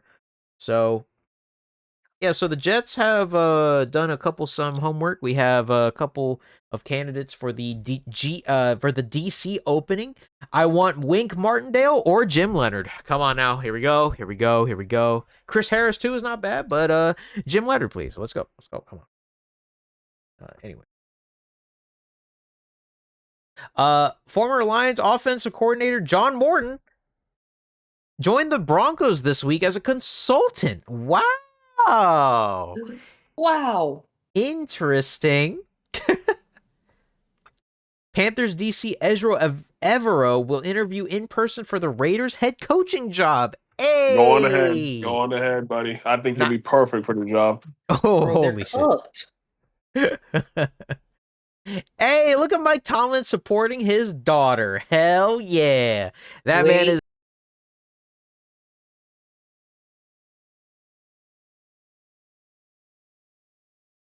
I miss him? You might have an issue here. Hello, hello. Are we back? Are we back we live? good. We good. Are we back live? I hope we are back live. I think we're good. Let me see. I disconnected here on OBS, but let's move on now. No, we good. Yeah, we good. We good. Okay, we're good. We're good. Okay, great. Okay, good. Okay, so continuing on. Brian Dable is expected to interview for the Eagles OC job. Oh no! Damn, no. I don't see him doing well with Jalen Hurts. That's just my opinion. Oh, thank God. But the Eagles are conducting their OC search with the understanding that Brian Dable wants the Bills head coaching job. If he doesn't land it, he is expected to wind up in Tennessee as the OC for Cam Ward and the Titans. Hold on a second. That ain't that bad. He did help out with unlocking Josh Allen. It could be a good eye. That isn't that I bad. think so too. Browns have requested a second head coaching interview with OC Grant Udunski. All right. Okay. Interesting. Eagles have requested to interview Dolphins passing game coordinator Bobby Slowick for their OC position. Wow. Bro, remember Bobby Slowick during CJ Stroud's rookie year? Yup. You know what, Eagles? Go for it. Giants have requested to interview Vikings passing game coordinator and DB coach Durante Jones for the DC position. The Falcons will not be retaining OL coach Dwayne Ledford. Okay.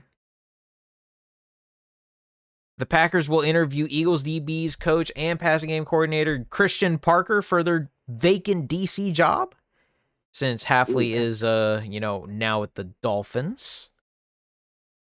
But he is also scheduled to fly to Dallas today, actually. Ooh. So there you go. Ooh, that was spooky. Steelers are interviewing Brian Flores. This doesn't matter. That don't matter. Yeah. That also doesn't matter because we just said it. Danny Smith. This is a big one. Hey, this guy. Remember this guy on the Steelers? This guy is now going to the Bucks. Steelers fans are not happy. Steelers fans are not happy about this. And that's a consequence of when Mike Tomlin leaves, because that dude was there for about 13, 14 years. Yep. Hey, there he is. Danny Smith. Boy, that's a great hire for the Bucks, man. Jeez. It is. I hate it so much. Bill Callahan is the OC or the offensive line coach. We've said this already. A Steelers assistant GM Andy Whitey will interview for the open GM position with the Falcons. Interesting. Hey, remember this guy? Former Bills assistant head coach and current Commanders run game coordinator Anthony Lynn is a finalist for the Buffalo head coaching job. Oh, I remember him. Yeah, I think it's just familiarity. Meanwhile, the Bills will also interview OC Joe Brady. That happened today, by the way. Yeah, I don't think Bills fans are happy with that either. A lot of Bills fans, they're just not happy in general right now. Yeah, well, Bills are also requesting a head coaching interview with Brian Dable. They also requested an interview with Lou Anarumo.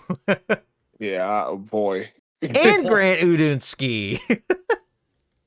Man. Raheem Morris is waiting out head coaching chances. He's involved in Arizona's search, but is expected to have multiple defensive coordinator looks should he not get a head job per sources. Morris has close ties to Kyle Shanahan, Matt LaFleur, and Dan Quinn, all who need a new DC. Very interesting. Very interesting. Hey, Morris, man. You know, come on down back to Washington, buddy. The Falcons have requested to interview Bears assistant GM Ian Cunningham for the open GM. Remember, the only open GM position at the moment is the Falcons. So there you go. They have also requested a GM request with the 49ers director, scouting and football ops, Josh Williams. Meanwhile, more with the Falcons, they expected to hire Tommy Reese as the new OC for Stefanski. So, all right, good luck with that, I guess. And they were officially the Atlanta Browns. And yeah, Shanahan also, by the way, talked about this with Ayuk. This is now Swift stories to know. Hey, how about that? Shanahan was said with the communication with Ayuk eventually stopped altogether. That is, he stopped answering anyone's phone calls, including the head coaches. That's something I've never seen in 22 years of coaching. All right, well, there we go, I guess. Bears passing game coordinator Al Harris is interviewing for the Commanders' DC position. Ooh. Yeah. All right, now we only have some minor injuries here, so let's go through them. We are almost done with this episode. Can you believe it? All right. I can't. Injury report here, really quickly. Zach Charbonnet is out. He's going to be out for the rest of the season. He torn his ACL. J.K. Dobbins, who suffered what thought was a season-ending foot injury, has a chance to play in the AFC Championship game against the Patriots because the Broncos opened his practice window, and Josh Allen might need a procedure on his foot, but if he does, he should be ready for OTAs. That's it. That's literally it. Which is kind of crazy. Now, in terms of Swift stories to know, let's go through them. Here is the new look of the new Commanders Stadium.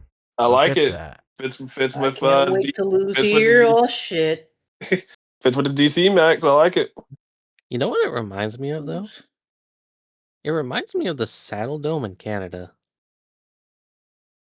Shout out Canadians. Mm-hmm. Well, it looks pretty damn dope. Look at that. Nice. Can't wait to lose. Joe Burrow tweeted this out, by the way. Amount of people that don't understand what a catch is in the rule book flabbergasts me, and it's not the officials. The two plays yesterday were not difficult calls, and they got them both right. No. There you go from Joe. I mean, he's not wrong. Bruh. This nigga ain't just angry. He's over there just angry and stewing over there, man. I mean, he no ball though. Yeah, he ain't wrong. It does. Packers have released Trayvon Diggs. The end of an era. Wow, only one game. Where would he go now? Probably the Raiders. That's crazy.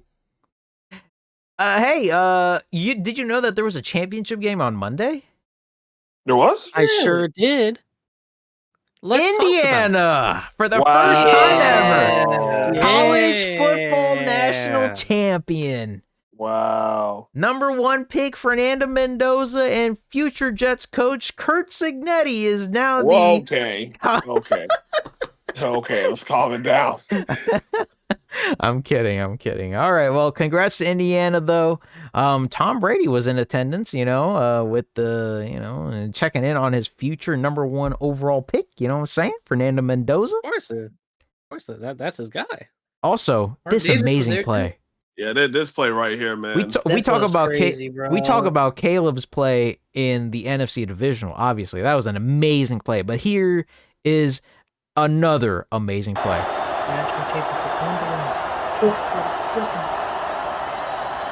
Look at this guy. There he goes. He's running. He's going, and then he dives for it. I think the fact that Signetti called a QB draw on 4th and 5 is even more insane. Now listen to the crowd. To go 5 and 11. That's crazy.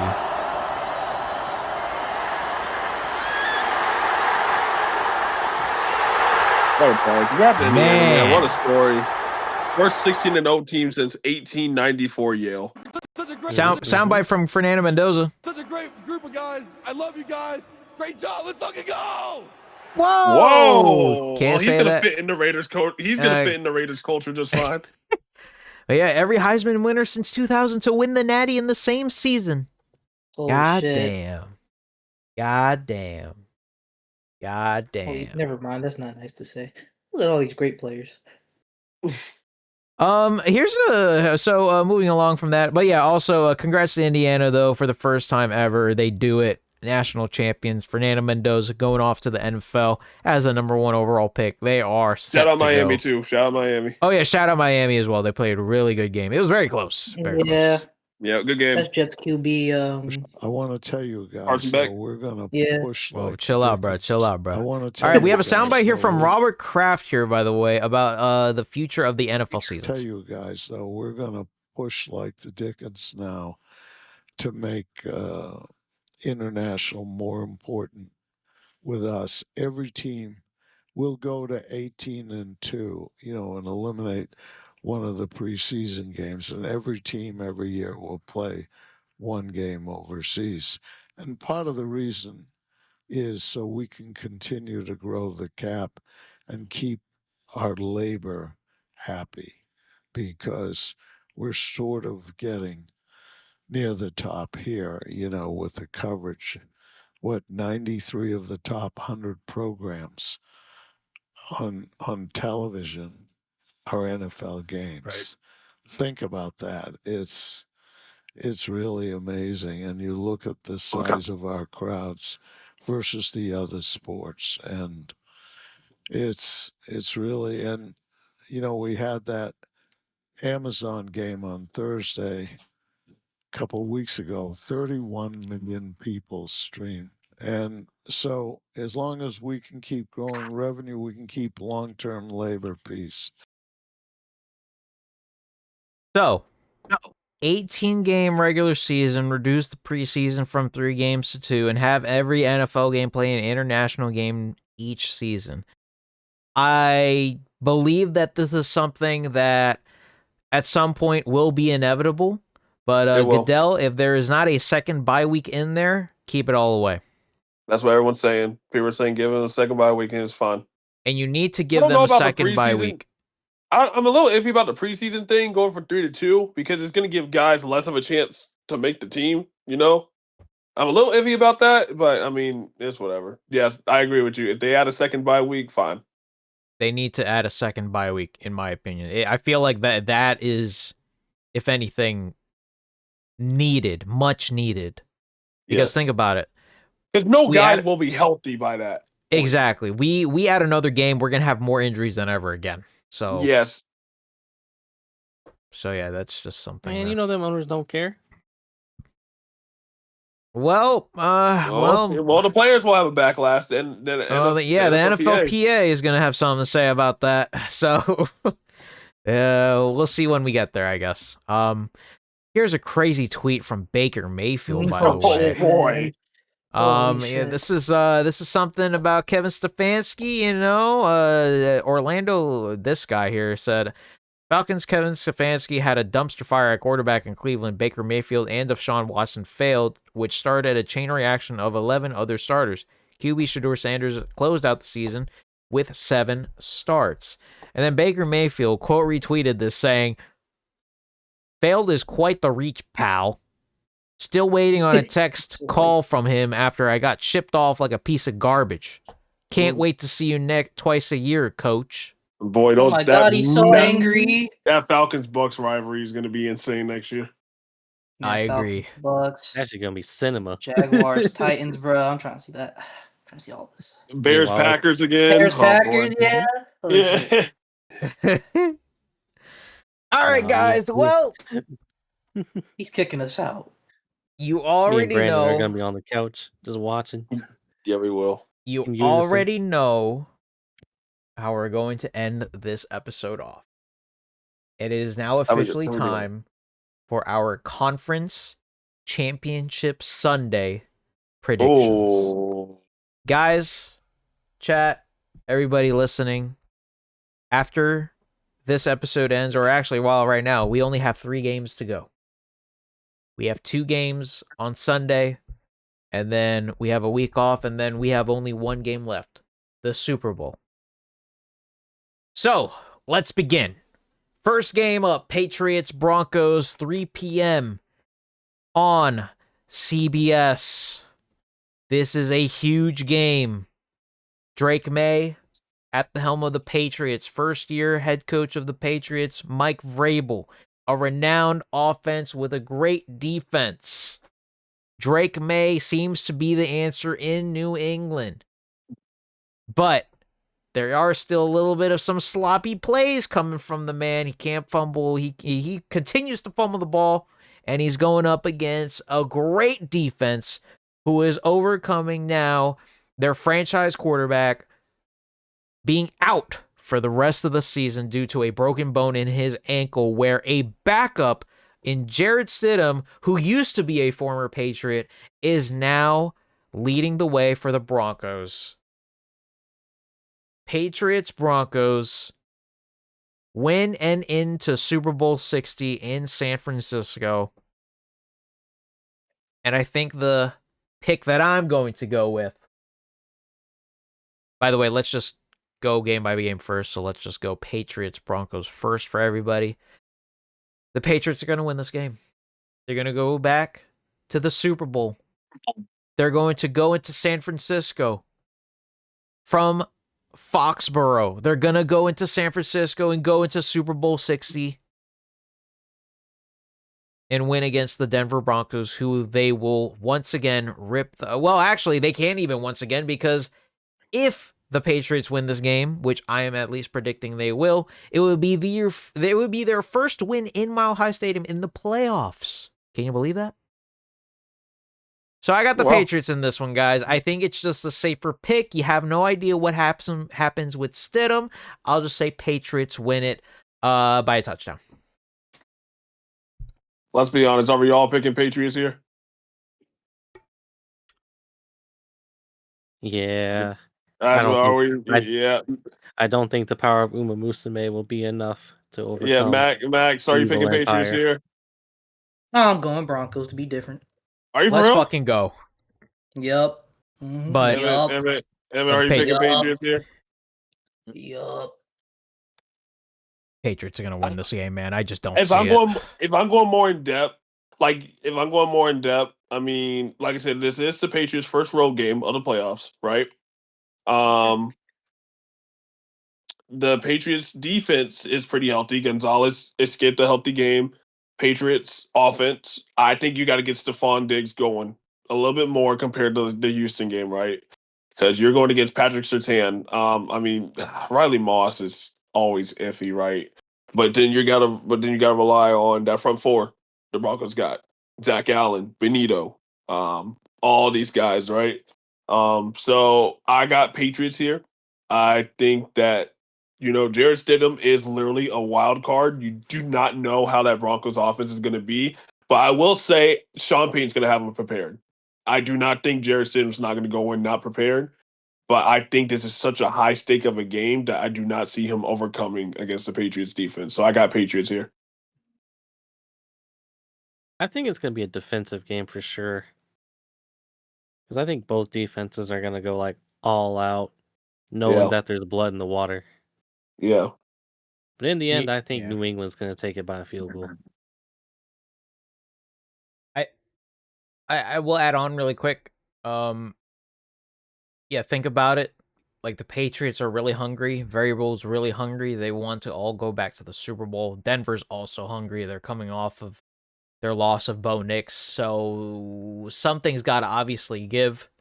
Right now, as I look on FanDuel, the over-under on this game is 42.5 points. I would honestly take the under on this. Take the under. Yeah, take the under. I would honestly predict under in terms of this. I just don't see it. I think the Patriots are going to win this game, man, and that really sucks to say. Yeah. It's okay. They're going to lose to who my NFC pick is going to be, so. All right, well, So everyone's going Patriots except for Max, right? Yup. All right. Sounds good. Which means we only got one game to go. Which is the Rams at Seahawks.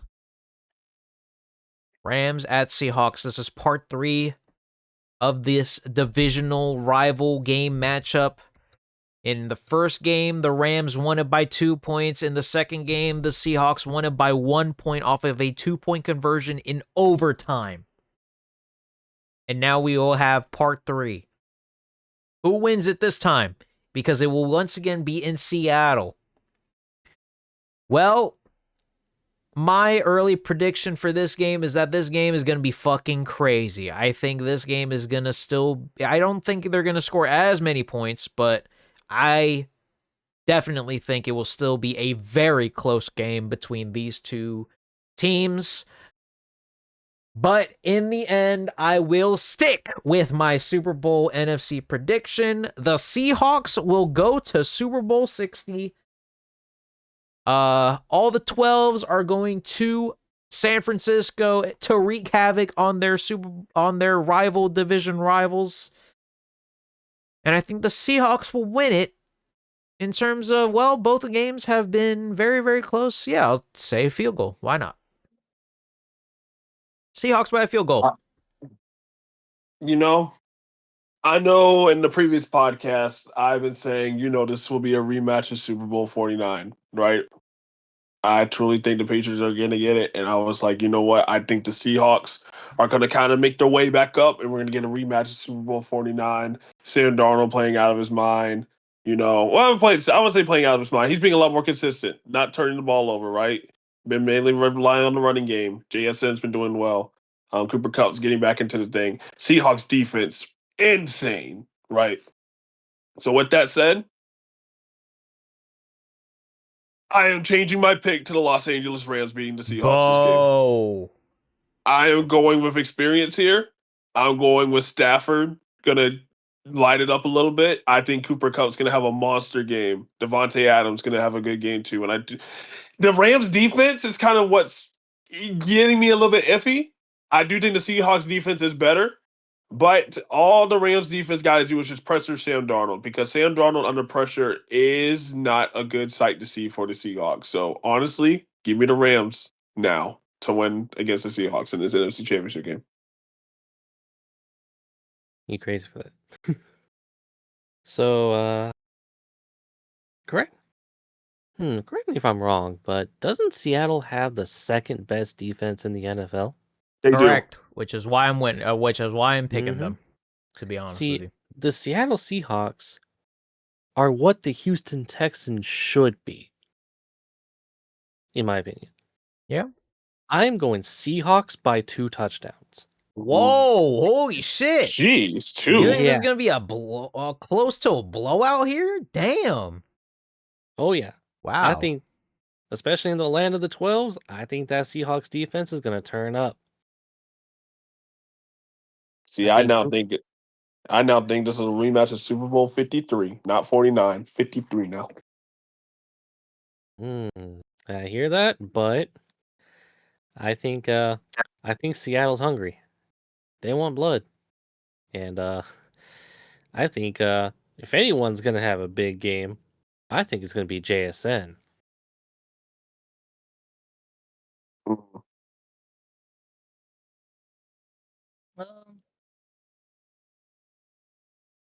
So tough, bro. I don't fucking know for this one, bro. It's a toss-up. I feel like Darnold will see ghosts. I also feel like Darnold will also figure it out again. But just for the fairy tale happy ending and someone riding off to the sunset after retiring, I'm gonna take the Rams. Oh yeah. Yeah. But for the funny pick, I want to see Sam Darnold in the Super Bowl. So I'm a little bit both. But if I had to lean, I'm gonna say Rams. I'm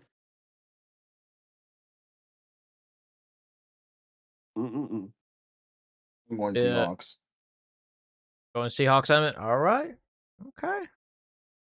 All right, we're pretty mixed about this one, other than the Patriots Broncos game. But yeah, if it was off of my prediction, well, that means we would see Patriots Seahawks once again in the Super Bowl. Man, oh man. Brother. That would be insane to watch, to be honest with you. But yeah, guys, we will see what happens on Sunday for Conference Championship Sunday. We will see who goes to the Super Bowl, and that will be the end of this episode of Talking Football with Larlar. Thank you guys so much for watching. Thank you guys for being here, of course, as always.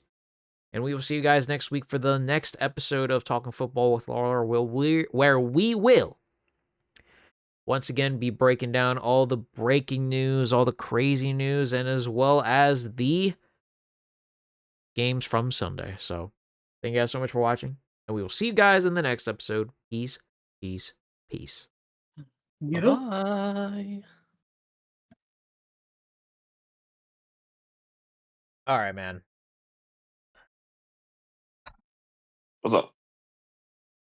Again, I was just going to say really quick, if the Rams win the Super Bowl and Stafford retires, what happens at quarterback? Ty Simpson season, baby. Well, I think Stetson Bennett's the backup, but Yes, Man, he ain't doing shit. or is it? Yeah, Stetson Bennett Stetson because Bennett. Man, ain't nobody worried about that nigga. well, Ty Simpson season, baby. Yeah, Ty Simpson would probably. Malik Willis? No, that's the Jets. While they develop their QB, they're going to pick up Carson Beck. Yep. How do you know? I think Jeff Hardy's. I think he's getting him to You come said to Jeff the Dolphins. Hardy. I said Jeff Hardy, bro. I'd love to see him in WWE. Fucking. NFL.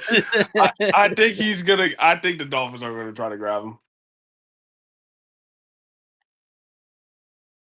See.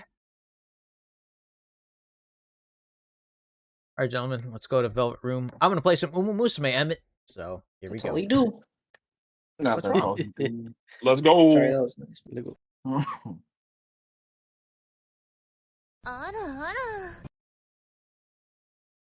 Yo, let's go Umamusume, bitch. Let's go. You heard that chat? Yeah. Wait, wrong song. Yeah, I'll be right back. I'm going to open up Umamusume. And here we go. All he does is leave. I also still have this. I will not mute until I come back, so just saying. Umamusume. Pretty Derby.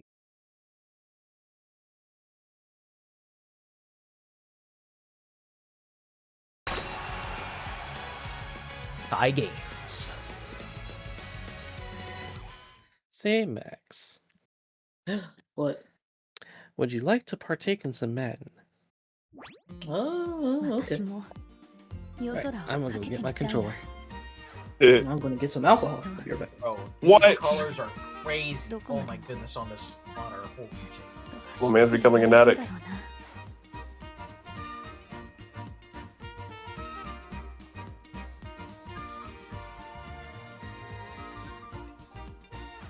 キャンドルは快眠効果もあるらしい。だが気をつけろ。近づきすぎると赤鼻のトナカイになってしまうぞ。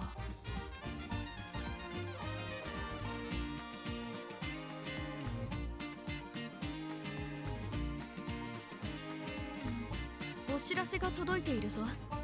確認した方がいいんじゃないか。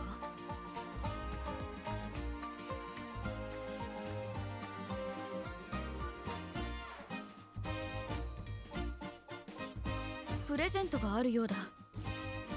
食べ物だろうか。腐らせてはダメだ。早く開けよう、トレーナー。Now it's time for me to open up Steam.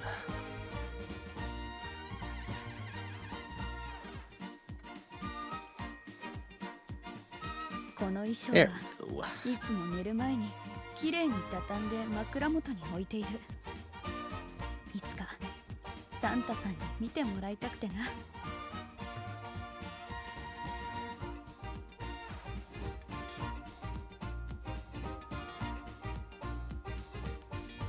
キャンドルは快眠効果があるらしい。だが気をつけろ。近づきすぎると赤鼻のトナカイになってしまうぞ。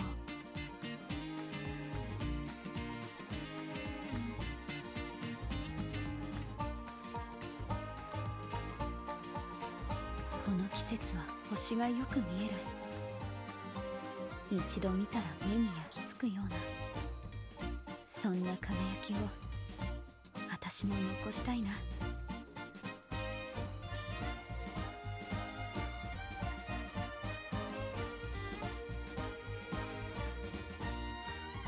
この衣装をどう洗うべきか、それでクリークが悩んでいてな。何か力になれないものだろうか。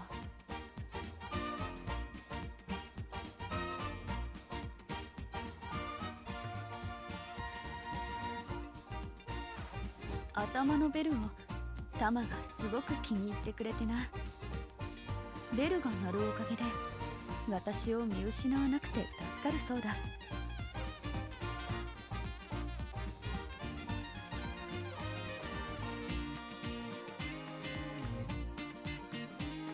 この衣装はいつも寝る前にきれいに畳んで枕元に置いている。いつかサンタさんに見てもらいたくてな。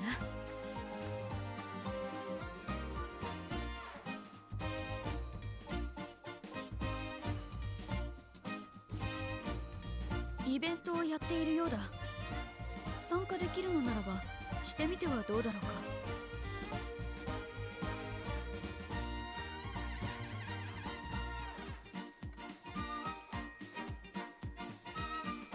キャンドルは快眠効果があるらしい。だが気をつけろ。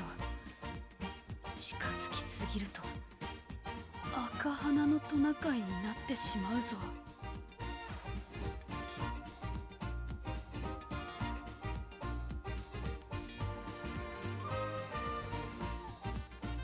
お知らせが届いているぞ。確認した方がいいんじゃないか。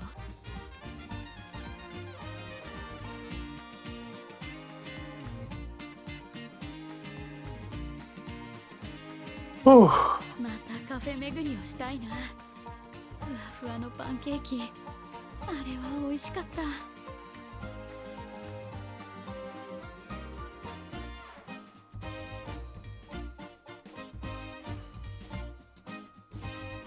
赤い衣装の早秀はサンタさんにそっくりだな。後ろから見ると特に。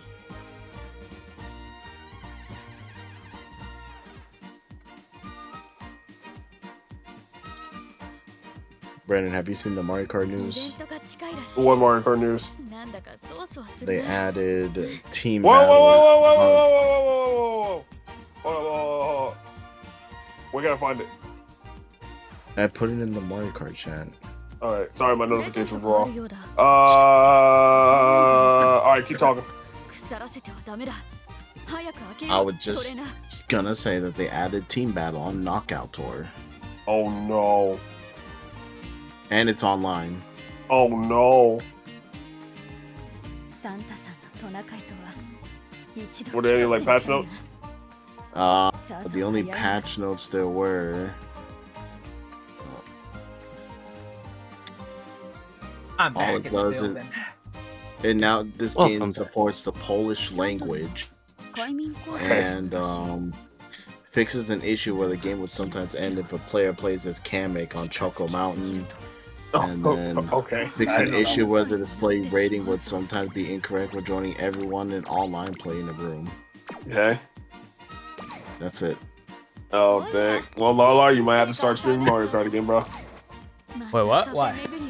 They have, according to Emmett, they have added team battles to online Knockout Tour. That's great. So you know what that means. Pick up that Nintendo Switch controller, bro. I might have to start streaming Mario Kart World again. That friend room team battle about to go crazy on Knockout Tour. All right, Max, you ready? Give me an Uma, Emmett. Alright, I never saw your list of Umas. You probably have a lot more than I do. I never get all of that. My Ogre damn. Oh, yeah, see? There it is. I see your Ogre cap. That's my goal. 200. You know, matter of fact, bro, since I watched that Road to the Top movie, go ahead and play TM Opera. Yeah! Let's see, what was my setup? Okay. Okay. Must be nice to have that Super Creed card. Yeah.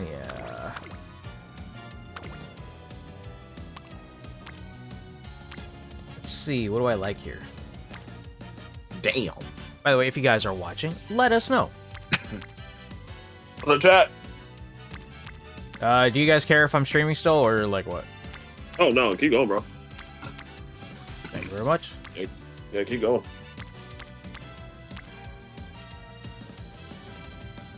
Man, I need to find people who have S rank Umas. You gotta use the database shit. This. Just look one up. You'll see a bunch of them. Here, I'll just add you in this. Where I got most of mine. Alright, let's do this. Here we go. I'm just gonna go with the same... yeah, I'm just gonna go with the same lineup that I had beforehand. Also, you guys are playing Madden? Me and Max are gonna play. Oh, nice. Hey, bro, it's almost that time, baby. Yes, sir. I was waiting for Max to be ready. Let's get our Joe Buck and Troy Aikman commentary. I We got just Sweet hurdled over it, man. Holy Show and Mayano Top Gun. Okay. You know, the fact that they're gonna get the Ogre Cap SSR and the, I think it was Nice Nature, I think I may have to pull for those. The fact that and Tamamo Cross is next. Oh my goodness, man. I personally am not rolling for Tamo, but I'm rolling for the card. I need the cards. Bro, I might because of the anime, man. Fuck. Oh yeah, man, I started Cinderella Gray. That's my goal, Ogre Cap, bro. That's my goal. Bro, she be eating, bro. She just eats a lot, bro.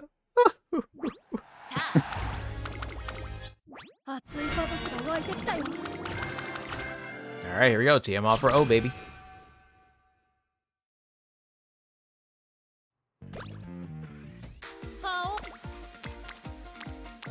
I will say, with this monitor, everything looks very, very crazy right now. So I might have to bring down the contrast. I'm not gonna lie.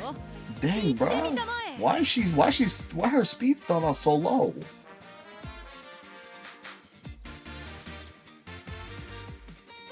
I don't know. Good question. I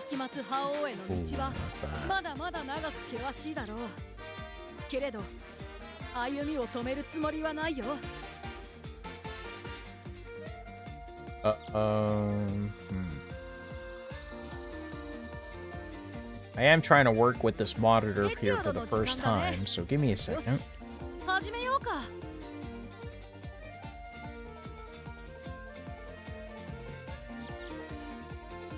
I don't mind this.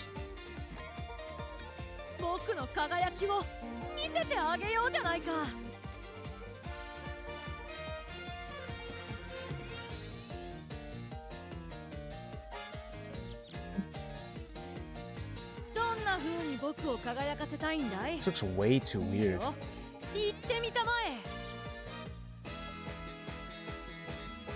gonna go graphic instead. Isn't this is just the same? Yeah, whatever. It'll grow on me eventually. It just looks way too sharp. Hold on a second. Oh, I see.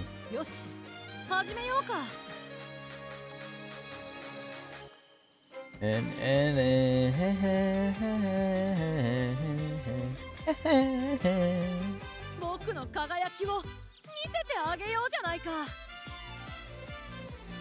Alright. We're just gonna go with that. Alright, here we go. なるべく美しい。いざ出発。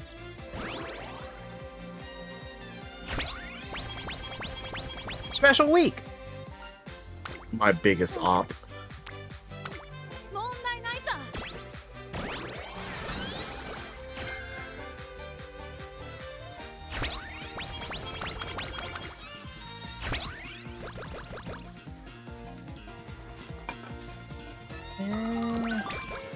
僕の Let's do this. 始めよう。 Look at Special Week, my goat.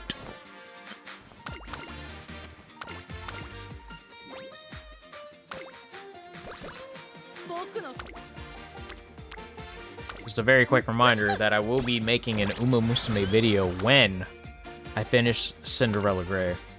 So...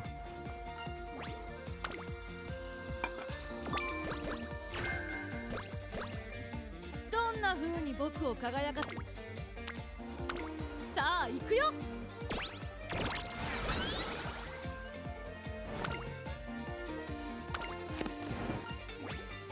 It's Meisho Dodo! My goat! 体が動かない。僕としたことが。いざ We have some more Giants news. Oh no. What happened? John Harbaugh has informed the vast majority of the Giants' defensive coaches to clean out their offices. Whoa! You know what? You know what? That's the right move. Because have y'all seen that defense? It's not worse than ours. But it's so bad. Well, actually, I don't know. That Giants defense was pretty bad. 体が動かない。 No, the Cowboys statistically are really bad though. Defense. See, like literally, in terms of PFF ranking, they're the worst. Yeah, it's pretty Damn, bad, bro. Worse than the Bengals? I don't know. Do we believe PFF rankings though? Yeah, I've always believed they've been skewed. Yeah, but I mean, when you really look at it, the Cowboys' defense though, it's still really bad though. Like, Oh, it is bad. Don't get me wrong, it's bad. I don't think it's Bengals bad. Yeah, but the Giants should not be scoring more than 30 points a game, but we let that happen twice.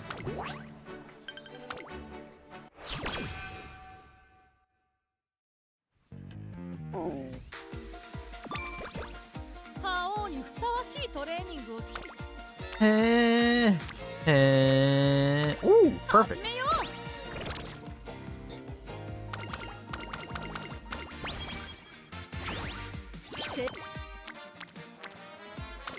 さあ行くよ。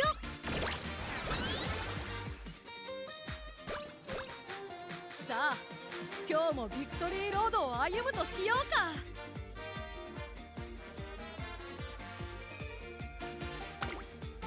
We like this? Yeah, we do.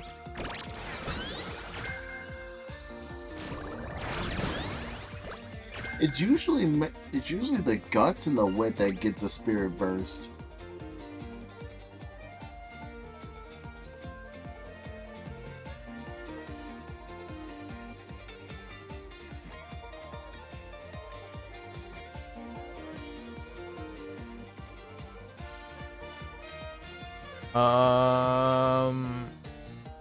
Damn it.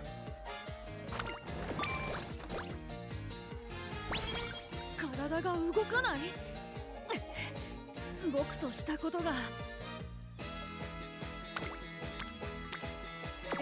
Don't like any of this. 体が動かない。覇王にふさわしいトレーニングを期待しているよ。始めよう。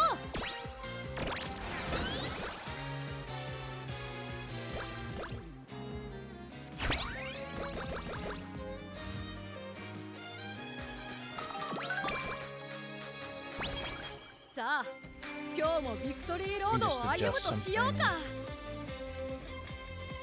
い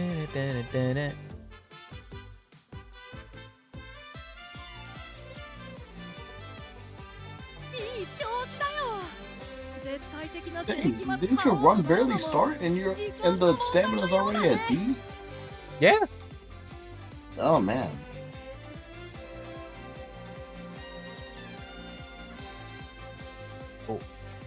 覇王にふさわしいトレーニングを期待しているよ。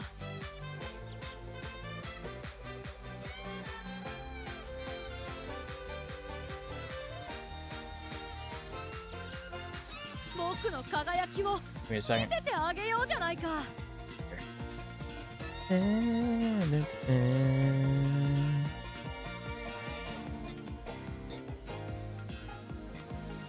紀末覇王への道はまだまだ長く険しいだろう。けれど歩みを止めるつもりはないよ。 Alright, let's see. Oh, I like that. Oh, I like that too. Let's do this. 始めよう。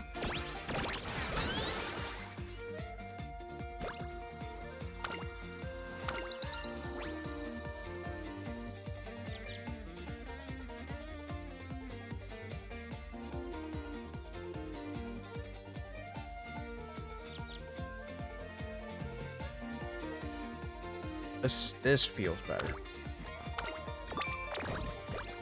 Yeah, this feels a little bit better on my eyes.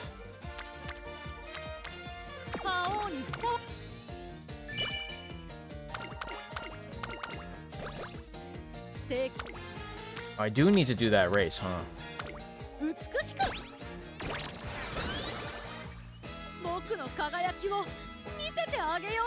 Maybe 1 or 2 races.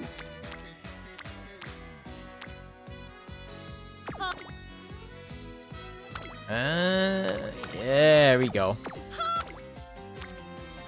Let's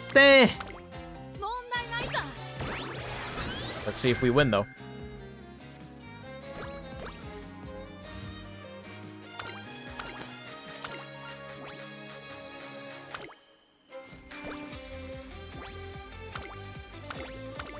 Let's see.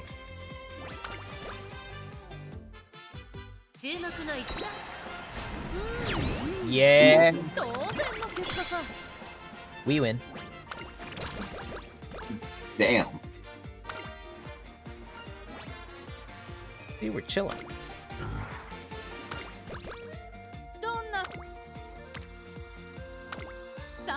Like that. Super Creek, aka Mommy Creek. You right, yep.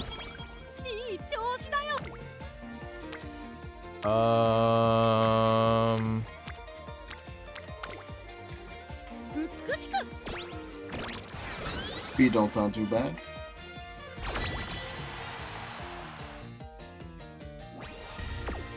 Yeah, Lola, I'm waiting to watch. What's I'm waiting to watch the second movie until it comes out in theaters. Oh my goodness. Oh boy. All right.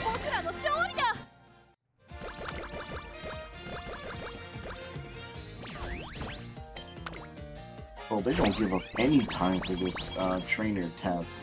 Felt like we've only had a week. Yeah, it's very quick.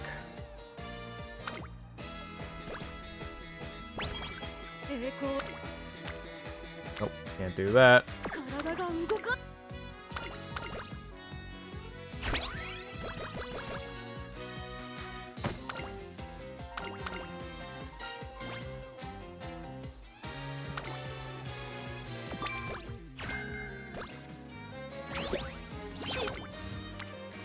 Nice.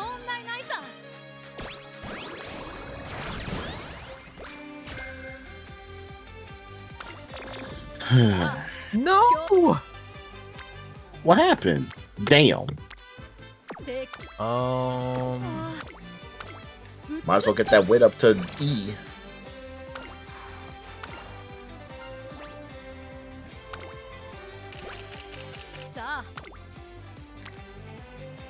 Perfect. Nice.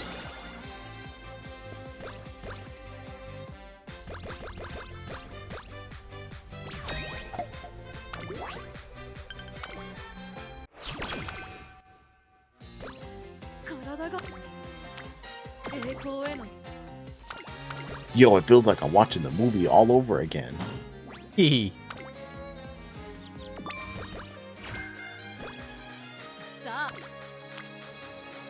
Nah. There you go.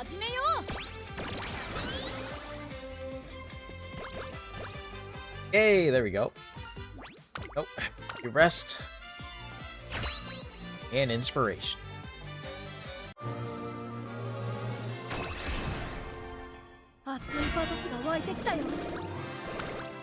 Yeah. That's a lot of stamina.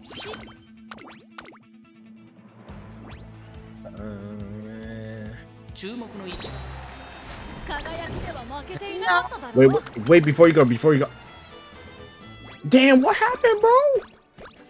I don't know.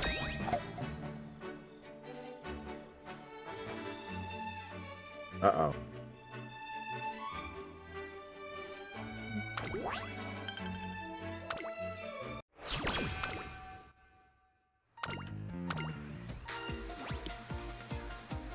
Surely you can win this one.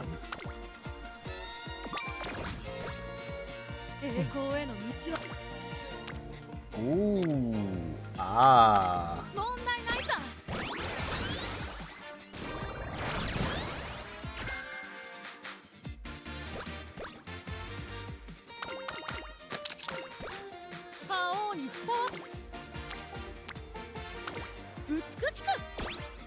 Nice. 今の僕を一言で表すならば 注目の一番人気14番テイレムを Yeah, let's go. As you would say. Yeah, that's right.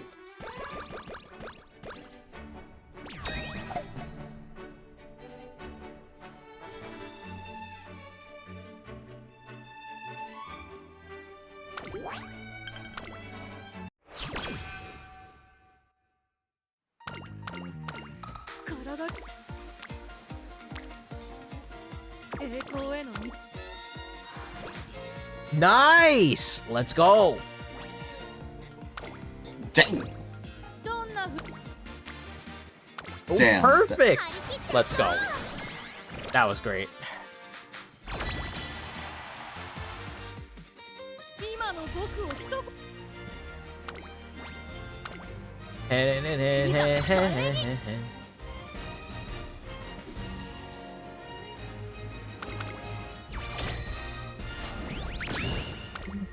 Nice.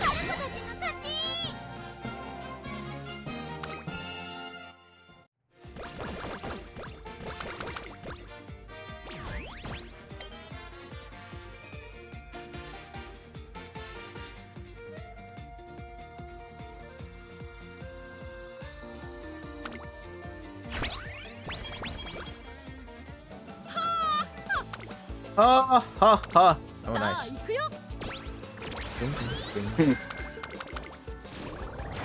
That laugh opera has is hilarious.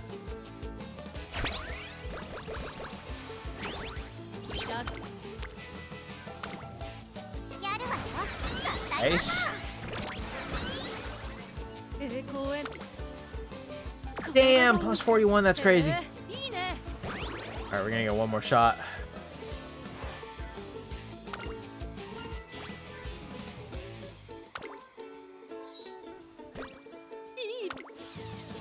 Oh, that's even better. I gotta figure out when I'm gonna edit my video. Yeah, I'm gonna have to do it tomorrow.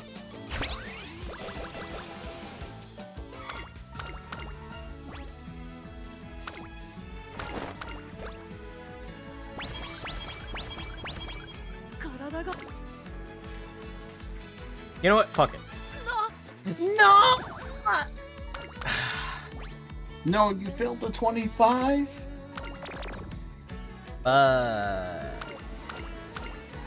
Finally.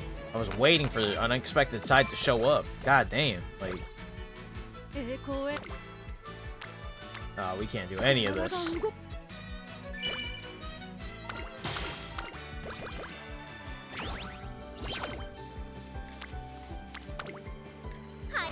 That's good. Looking good. Looking cool, Joker.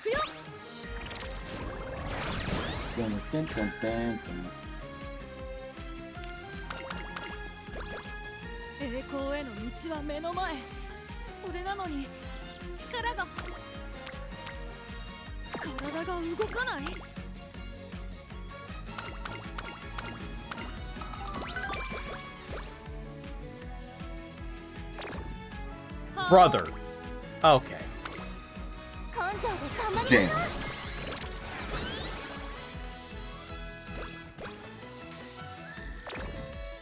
What?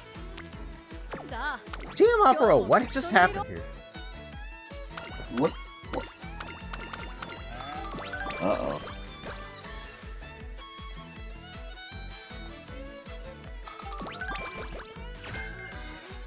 Ormond, A. 注目の一番人気11番テイエムを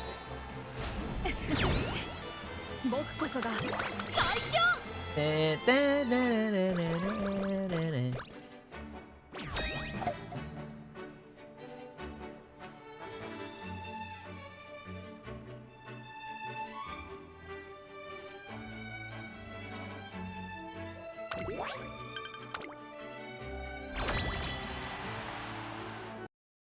エクセレントな仕上がりといざ華麗に Please win.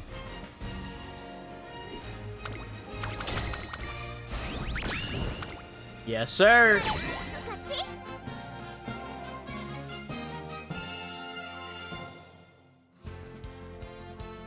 Give me a second.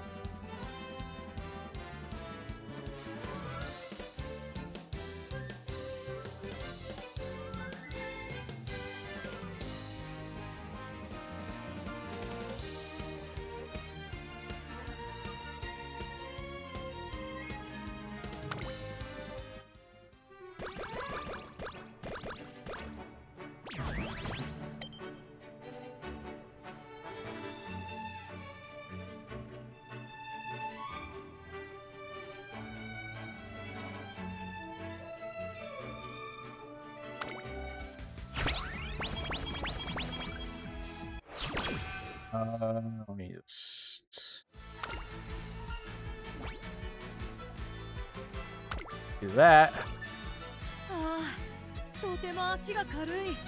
白鳥のごとく。よ。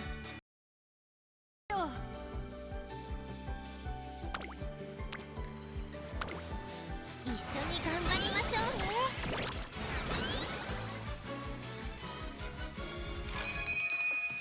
Thank God. Okay. ふさわしいトレーニングを期待しているよ。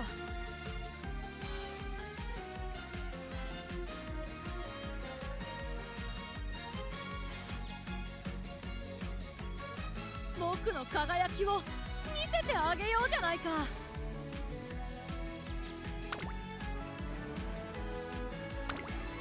一緒に頑張りましょうね。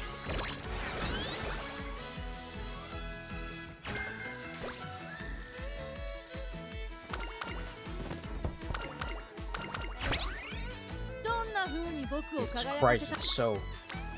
I have to figure out optimal settings here for this thing.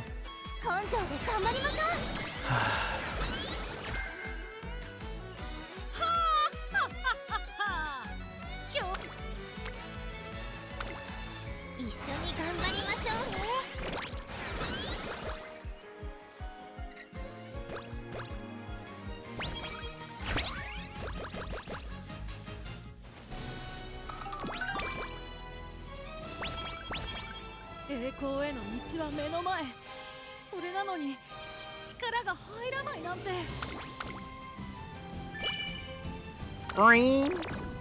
What? Okay. Game up, bro. What are we doing? What are we doing? Uh-oh.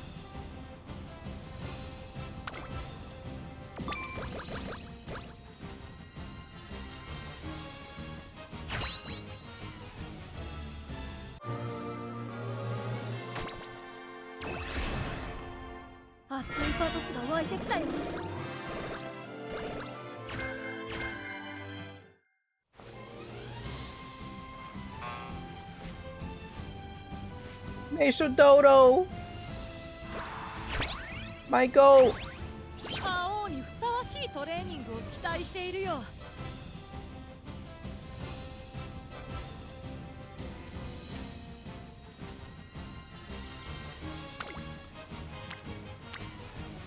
Go that.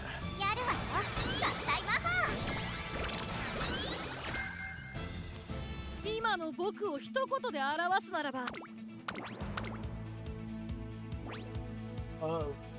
ここは負けられない一番人気4番 TM オペラ王 TM オペラ王完全に上位ですね。貫禄すら感じてしまいます。現役最強の実力を見せつけて TM 春の盾を手にしてほしいですね。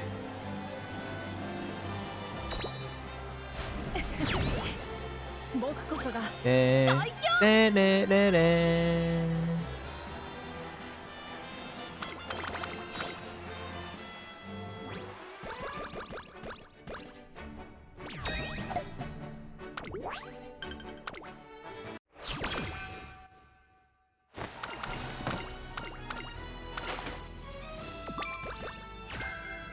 Nice. 27.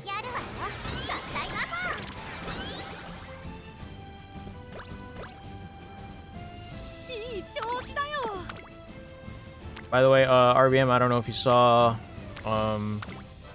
Max's at. Oh. Ah, shit. Hang on. Nah, he said, give me a bit. Oh, okay. You're resting. Oh, we're gonna hang out with Rico. Sorry, sir. There we go.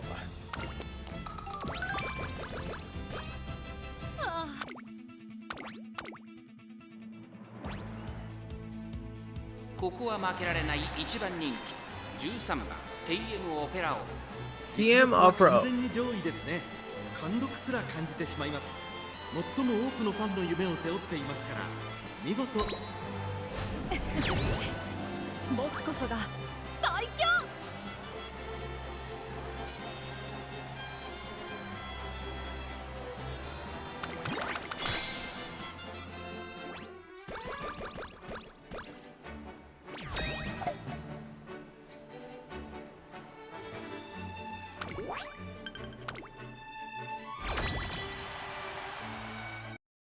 圧倒的な Please win.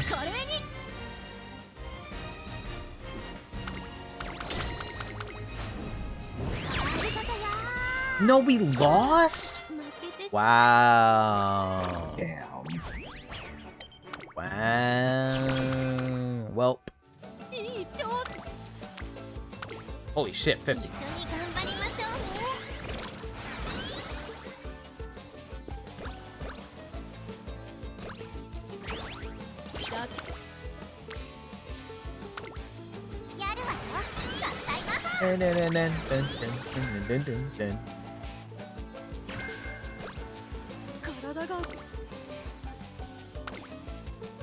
Let's go, TM up, bro! Plus 42, baby! Let's go! Whoa. We can't do that. We can't do that. No. Who's talking? The game. There we go. Oh? Sure. Meow. Plus 42 for stamina.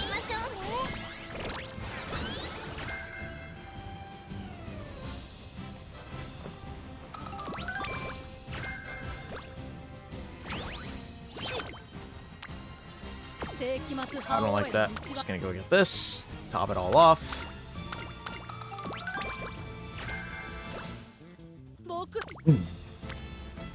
Dang, bro, I definitely need A1.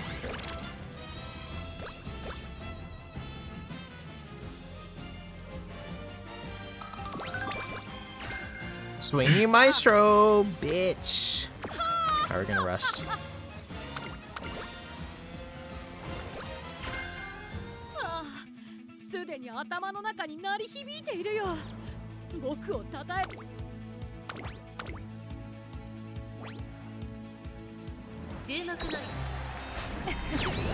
Here we go.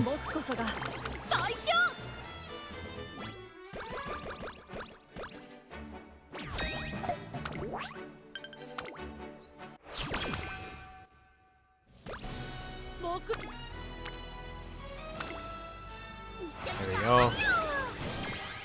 We're A+ now with stamina.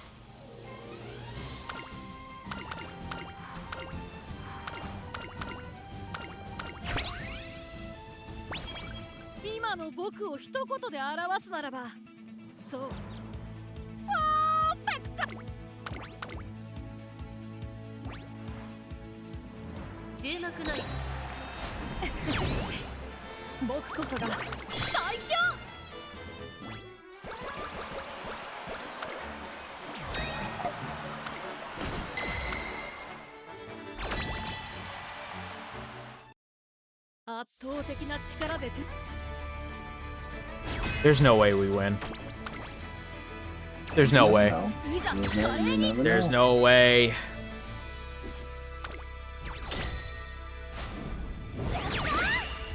No. Damn. We only won once. That's crazy. It's all good, man. All good.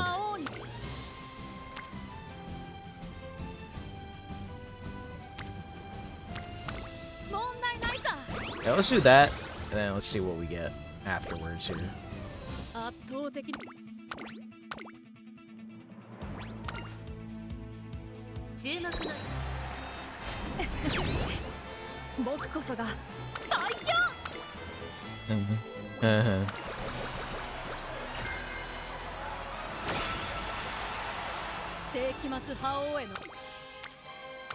Oh, perfect.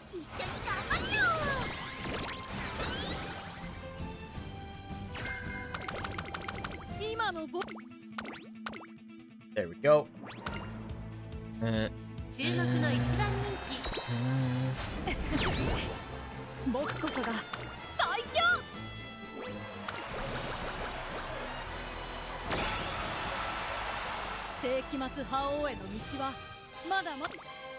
Here we get. Ooh. Oh, I can't pass that up.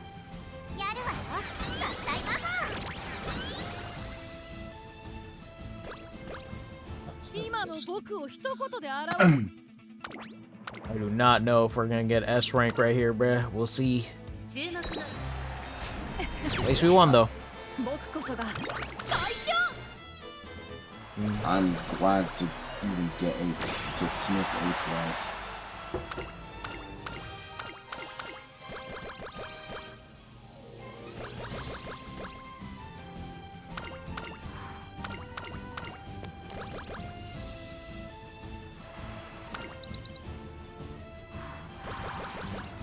Dun, dun, dun, dun.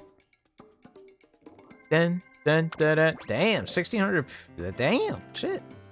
Alright, get all this. Get all that. That. That's it. Okay. Pace. Wait.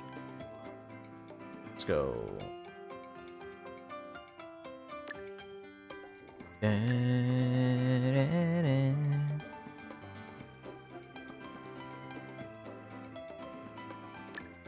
There we go. Done.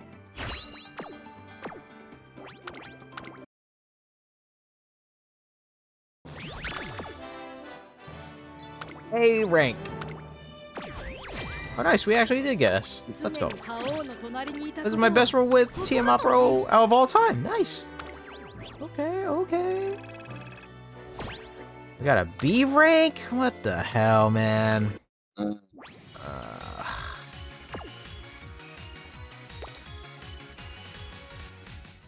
この季節は星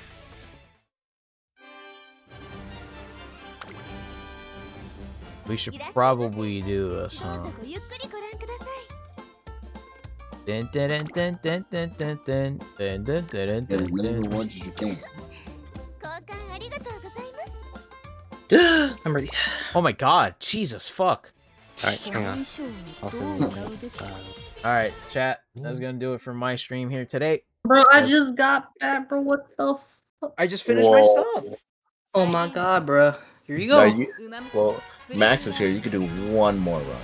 I'm saying. Okay, I need to fix something with the monitor. Yeah, that's right. Bro. You enjoy that monitor. You like that monitor. Correct. Yup.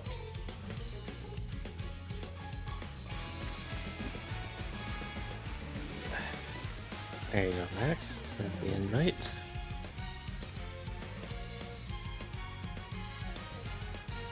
Yeah.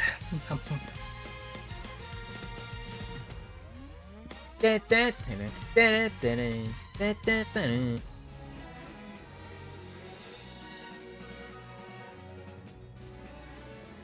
Alright, I got the screen share up. Who wanna count us down?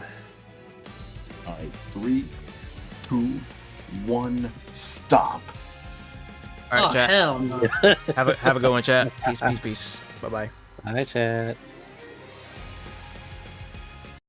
3, 2,